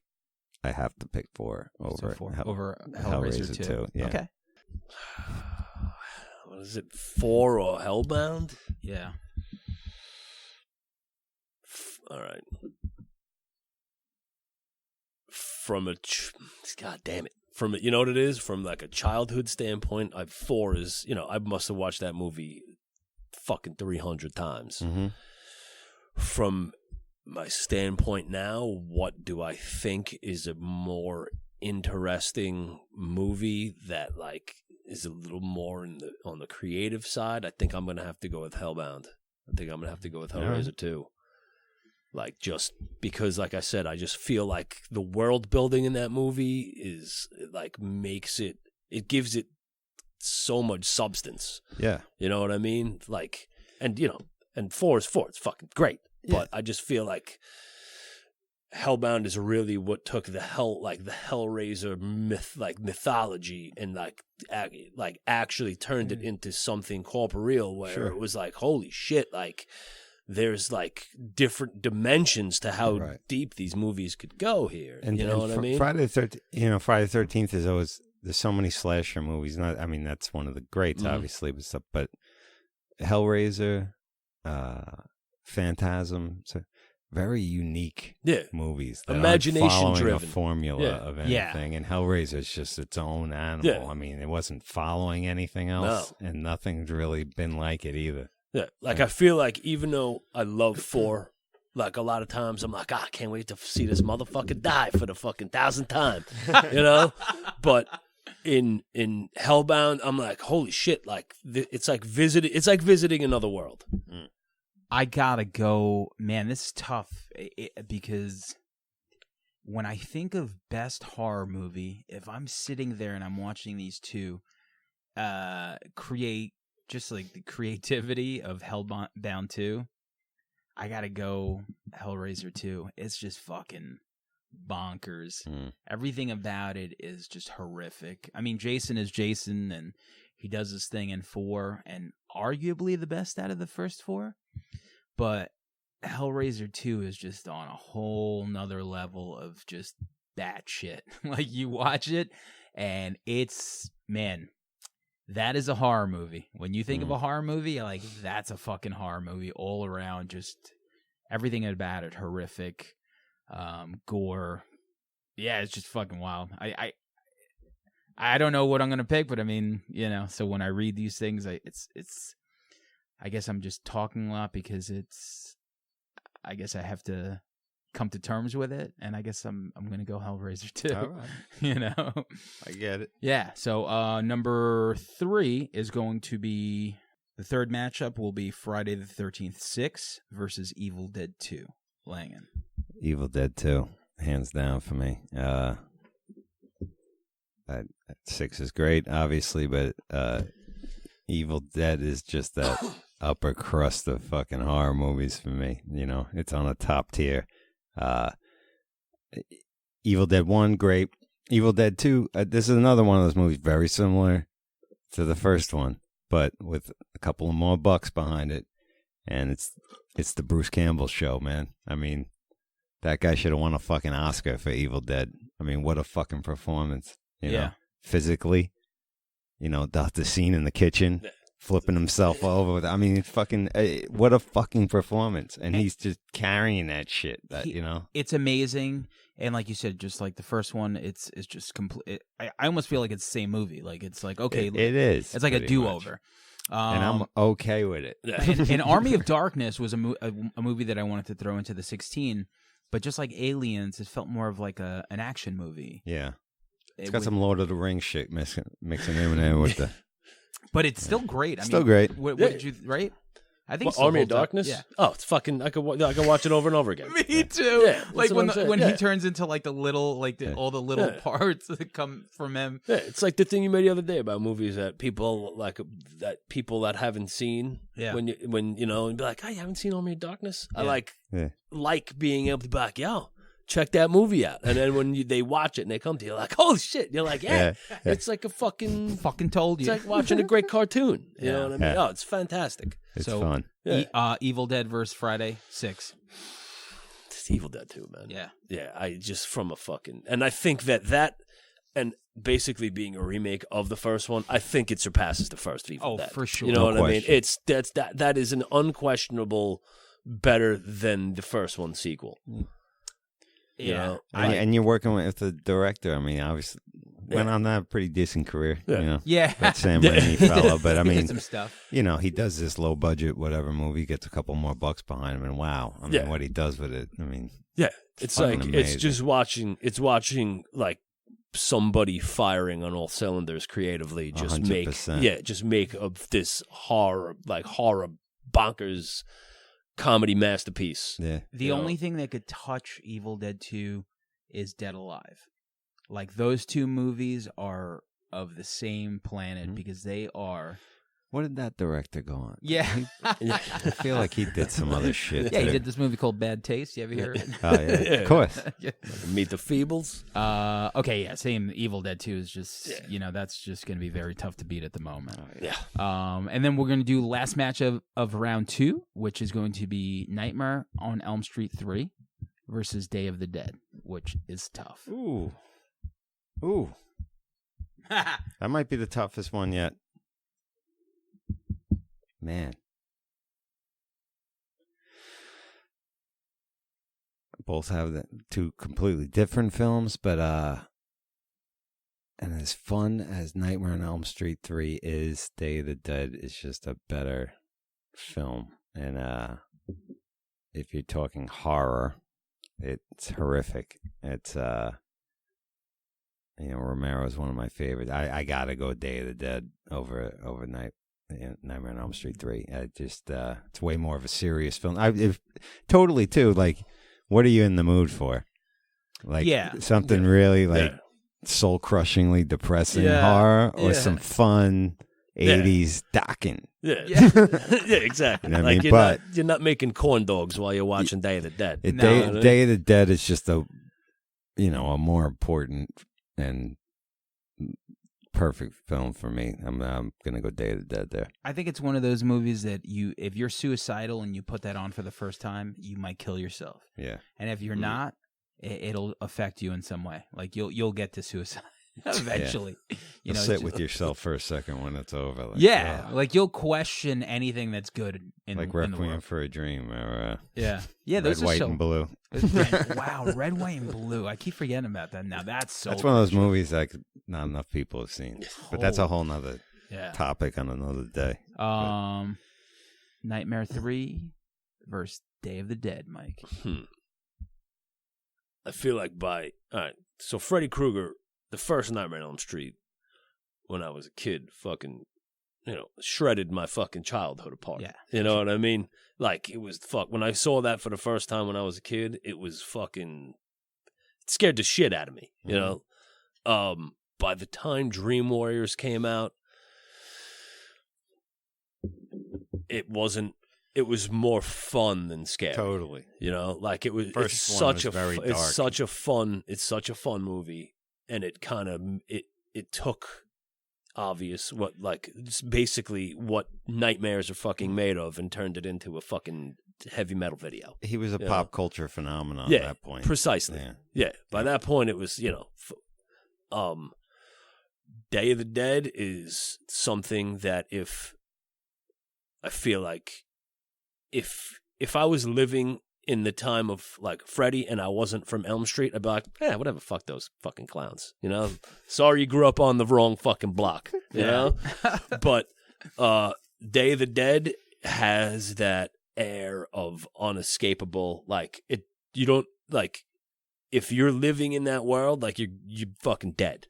You know what I mean? Like you don't know. Like it's a matter of time. Yeah, you don't know what, you know what I mean? Like it's around any corner. It could be at any time. You know what I mean? Like it's such a movie of borrowed time that it definitely is definitely the more horrifying the movie. And I'm gonna have to go with Day of the Dead. Yeah, man.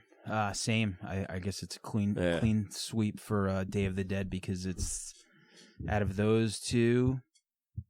It's definitely the horror movie to watch, and once again, no disrespect to the Dream Warriors, but man, it's watching the end of humanity. Yeah, you know it's the watching end of humanity. You know what I mean? It's like it's a peek into the end of humanity. Yeah, and I wish Romero stopped at that movie because the ones after it, I like Land of the Dead. Really, I tried to revisit it and see if I liked it, and I just think it's whack. It believe me, it doesn't. It's nowhere near his early work, but I don't know. Shout out to Asia Argento, though. Love Asia. Yeah, I remember going to see it like in the theater, and we had to fill out a questionnaire at the end.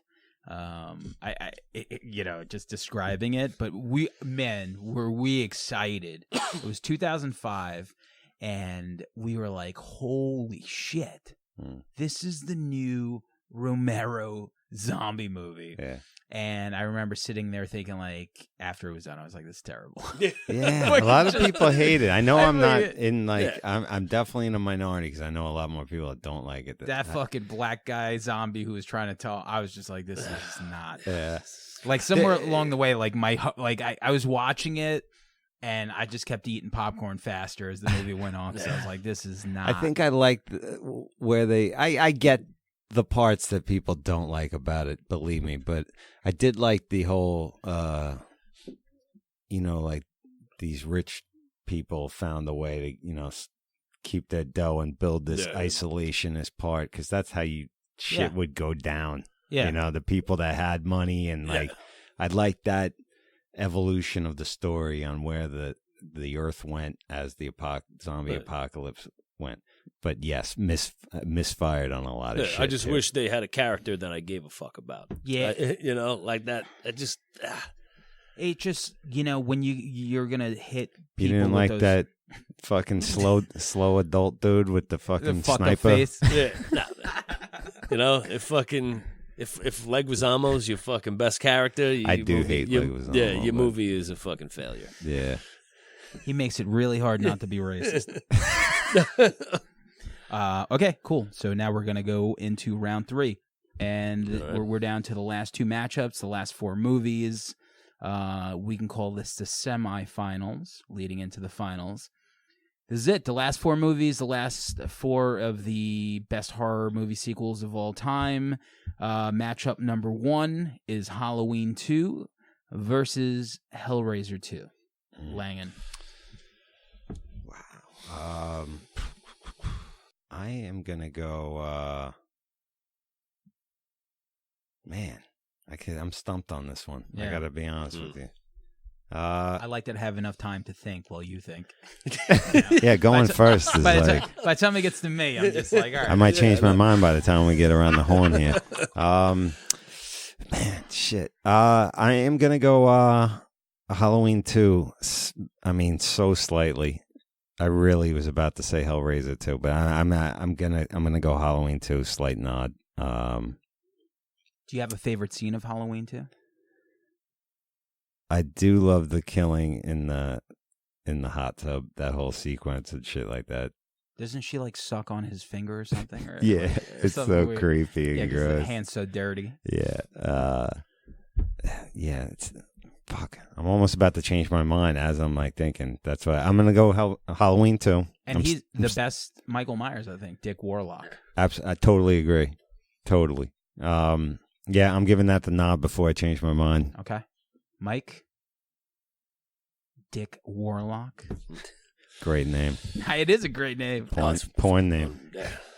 Dick Warlock. Halloween 2. Fuck, man. Be a good band name. Dick Warlock. Yeah. Yeah, we got a new record coming I think out. he was a member of the Mentors, wasn't he? The think keyboard he was. player. I think he was. Shit. You know what? I'm gonna do Hellbound. I'm gonna do You can do Hellraiser 2. Hellbound. Right. Yeah, I think No pressure. just like I said, just from it's just slasher movie versus creative horror movie at this point, and that's kind of why and like it's Razor. It's like the Razor's fucking edge over here, but that's the justification I'm going to give Do you myself. have a favorite scene in Hellbound?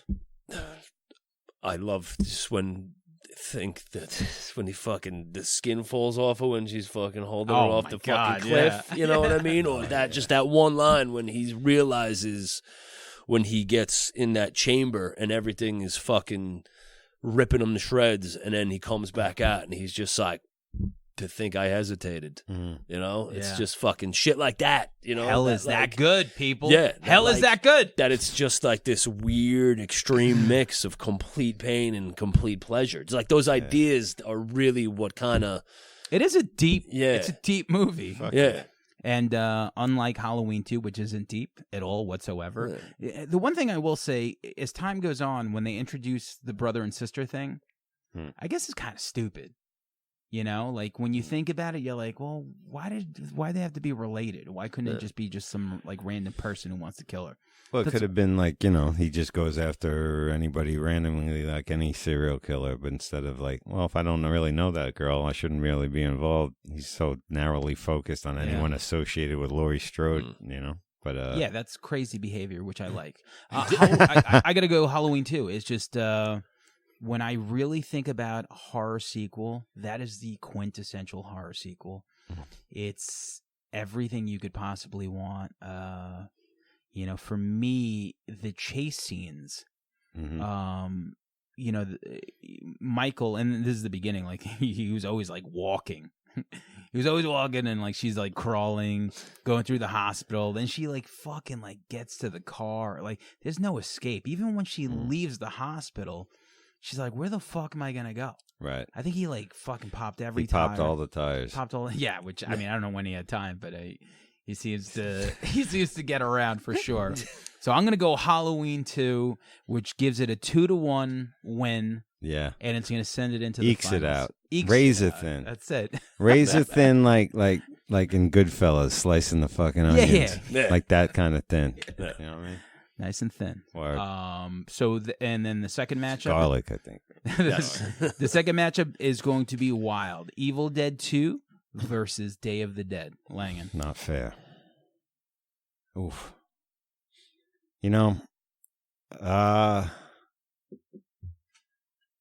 Two fucking different movies. So different. I mean, so different in tone. Yeah. Almost similar actually to Day of the Dead's Last Massive, but I'm gonna go Evil Dead 2. That was a huge movie for me as a kid, man. I can't tell you how many times me and That my fucking friends cover. fucking saw that. I had the poster up on the wall. I actually have a poster in my office now as a 46-year-old man of Evil Dead still. Man, But- you're on the wrong side of 45. I had no idea. Oh yeah, it's all fucking downhill. Well, any favorite scene that you could think of? I guess it's very slapsticky, but I mean, all of it's slapsticky and shit. But with Bruce Campbell in the kitchen doing that, toward the force of physical acting, the chainsaw into the headless guy. I mean, But the hand to me for sure. the hand's fantastic. When he flies into, into that tree and fucking slams down in the water and his face, then he looks up like. Nonstop. It's just nonstop great shit. Like you said, firing on all cylinders. This is Raimi and Campbell together, just at the height of their powers. Just fucking can't do wrong. Yeah. Two broke guys just making a movie. For real. But yeah, love Day of the Dead, but it's hard to fuck with Evil Dead. Evil too. Dead 2, Mike. Evil Dead 2, man. Yeah. Yeah, it's fucking. What'd you think of the remake, by the way? I saw it and I didn't think it was bad, but I don't remember it. Okay. I was like, I don't know, it was pretty good. What about but the show? Because the show is amazing. show is great, man. The show is like a continuation of. It is a basically- continuation. Yeah, that's what I'm saying. It's like it's as good. It's not like you see, Evil Dead 2 is all about the timing as well too, because it was like we were kids. No, there was nothing like that shit came fucking like a fist. Yeah. Out like this is fucking the craziest shit, like fucking the whole like when he's sitting there and the fucking the deer is giggling on the wall and shit, and the clocks are going nuts, and he gets sucked into a vortex and goes into fucking medieval fucking like it was like it was just idea after idea after idea. The scene with him looking into the mirror and Yeah. he's talking about Nothing- stuff like an acid trip. I can't think of another movie at that time that was that wild. And I remember, I remember as a kid too. Like, I think I still have it on VHS. 2020 did a piece about horror movies and how they're affecting teenagers and shit like that. And they played like a billion clips from that movie and showing. Of like, course. parents were probably like, "Oh my fucking god, what the fuck?" The other day I was thinking about how I grew up on nothing but like hardcore porn, hardcore violent movies, and metal and hip hop. Yet I play pop music. Wow. How'd that happen? Like at Interesting. least Mike's in a metal band. Like you look like you're in a metal band at the very least. Like everything that formed me, and I'm playing like legit pop rock songs. How's that possible? You're more rebellious than us. Maybe we just that's what it we is. just followed suit. Yeah, all right. You know what I mean? Throwing it out there, that's all. Yeah, for me, Evil Dead 2, man. It's just I can't say enough about it. That universe is great.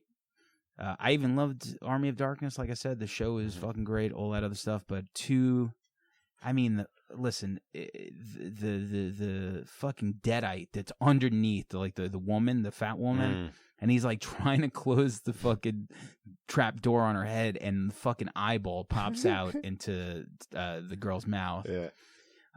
Wow. Yeah. Like, Yeah. when the fuck do you ever see that? I saw that scene with my friend, and that was the hardest I've ever laughed at a movie. Is what that motherfucking eyeball scene. Yeah. I was squirting piss into my underwear by how hard I was fucking laughing at that goddamn scene, man. It was fucking, it was hilarious. Amazing. Yeah, it's a life changing movie. You know what I mean? Clean sweep. We're gonna do the final 2 movies, the best horror movie sequels of all time. For the group, I guess. I don't know.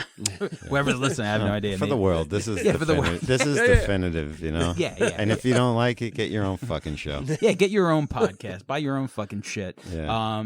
So the last 2 movies that we have left, I mean, it makes sense when you look at the list. Yeah, You I think know? we arrived at the right place. I think You know what I'm saying? Yeah, I mean, we arrived at the right place without Dan and Mark. They gave us their first round, and you know, Yeah. I'm sure they're breastfeeding or whatever it is, whatever it is that dads do. They gave us their first round. Breastfeeding like Tom Atkins in Halloween 3. Yeah, that's that's it. So the last two movies are Halloween 2 versus Evil Dead 2 Langan. I knew when we put this all together, I already knew what my choice was going to be and made it down there. Evil Dead 2. Did you? Yeah, that's my favorite sequel of all time.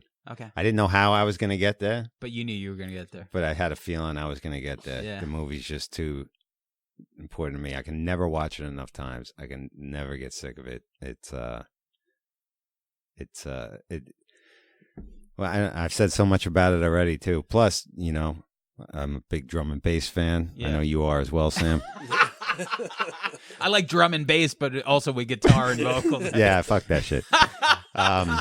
But anyway, when I was DJing that shit in the early 90s and whatever, so many fucking drum and bass records out of England with sampling Evil Dead, fucking all that shit. So it was just in my fucking universe all the time, man. And I could never get sick of watching it. Love Halloween 2. Nothing bad to say about it, but Evil Dead 2 is just the GOAT.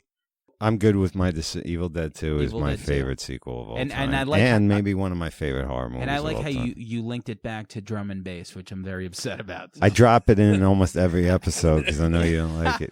So I give Sam drum and bass songs to listen to. It's like homework. Yeah.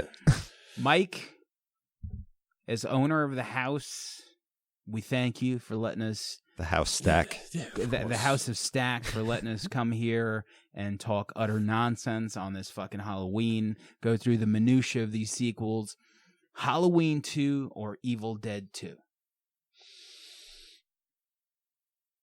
I'm gonna have to go Evil Dead 2. I know Halloween 2 is fucking awesome, but I just feel like Halloween 2 is basically taking Carpenter's idea and just kind of making the same movie just as good. Yeah. Where Evil Dead 2 is taking your own movie and making it better. You know, Plus, Halloween 2 is a slasher flick, right? Yeah. What subgenre is Evil Dead 2? Everything. Is there one? yeah, Yeah. it's just It's the Evil Dead 2. Yeah. There isn't a fucking... Like I nothing said. came before it like that Yeah, or after. Or maybe after, but... It's just a matter of watching.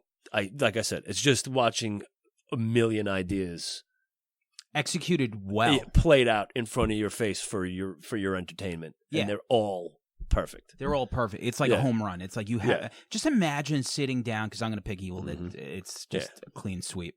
Man, do I love Halloween too. Mhm. It's very close. It's a lot closer than I'm making it sound. But just imagine having these ideas as a filmmaker, and like, if it came out in '87, maybe they did it in '86.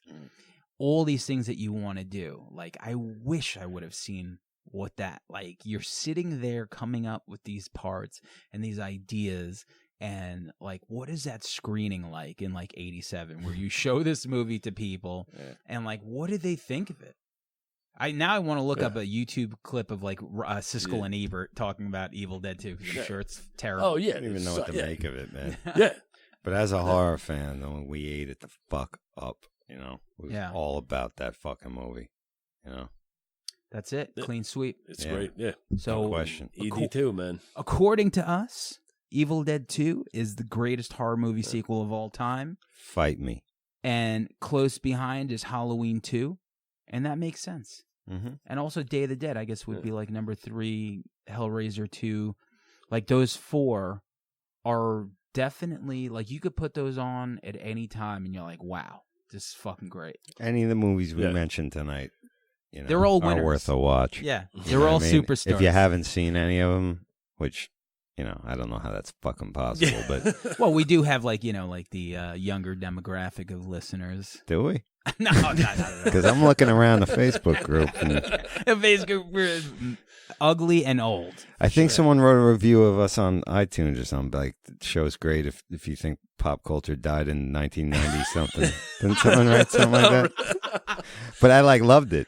I love that. But yeah, if you haven't seen anything, or if you haven't seen any of them in a while, which a couple of them fell in that group for me, I'm gonna give them a rewatch. You know. Yeah. All right. So in closing, this is basically, we're gonna get all our horror movies out. Is there anything that you've seen recently that you want to talk about? Yeah. I finally watched Midsommar. Okay. What'd you think? It's probably my favorite movie of the year. Oh wow. Really? Yeah. Did you like I it didn't better see it. than Yeah. Hereditary? Yes. Me too. Yeah. I guess without ruining it for Mike. It's one of those movies. Yeah, I'm not gonna get into any spoilers because it is. It just I just got it on DVD. Okay. It just can't come out. DVD. Look at you. Yeah, I didn't go to the Wow, theater. were they out of VHS? No, it wasn't. I don't. Was it streaming on Did anything? somebody rent a laser disc before? Nah, I got it from the library, man. With the day it came out. Yeah, I wouldn't spoil or anything. It's like I like cult movies that are like cult kind of movies. I know it got compared to The Wicker Man a little bit, but I hated sure. The Wicker Man. But anyway, that's a whole nother story. But people that like I knew when I got it. Like my wife sometimes would be like, "Oh, I got this new horror movie or whatever," and I'm like, "It ain't good." I'm like, "You're not gonna like it." I know you wouldn't like it. Yeah, you would know her taste. And then when some people say they don't like it, I get why they didn't like it. Sure, But me too. I bought in from the beginning. I went along with it. It's got the slow burn. To overuse that term, but I love where it went, and stylistically, this guy shoots fucking beautifully, man. And I enjoyed it a lot. It might be my favorite movie of the year. Good. Actually, Yeah, I thought it was really good. I loved it in the theater, so I liked watching. I love the movie, so I love just sitting there and watching it on the big screen. And for me, it's I knew what I was getting into when I went to see an Ari Aster movie, and where it went, all that other stuff. Like I liked it a lot, and there was a lot of interesting Easter eggs that the YouTube clips pull up and stuff. So, and I got one more thing, Okay. and I saw Haunt. Finally saw Haunt. okay, with Shout out to Damien. Damien, Yes. I enjoyed that a lot too. that was great. Fun fucking movie to watch around this time of year too, tying in with the Halloween season. Yeah, that's basically our past guest Damien Maffei, who just wrapped up shooting the Wrong Turn reboot. So he made a movie called Haunt. Just people go Eli to Roth produced, right? Yep, Yes. and the guys that wrote A Quiet Place wrote this, and it's cool. Basically like a haunted tour, like those things you go through on Halloween. That's a little extreme and goes a little too far within a nutshell, but Yes. fun. Yeah, for Totally sure. worth a watch. Nice and Yep. violent. Nice. Did you watch anything recently? Horrific? Horror? Not really, man.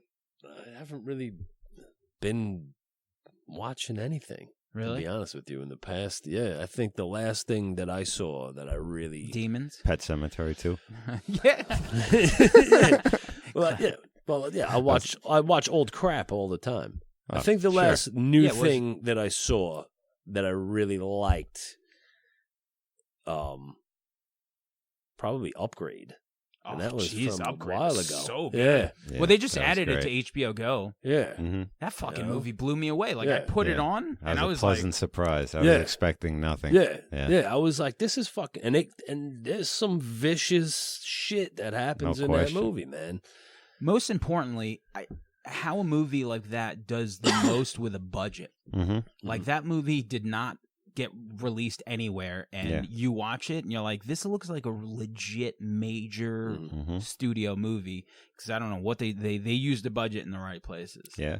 And it's on HBO Go or Now, so check Mm-hmm. that out. For me, I loved The Furies. I just checked that out on Shudder exclusive, and wow, really interesting plot.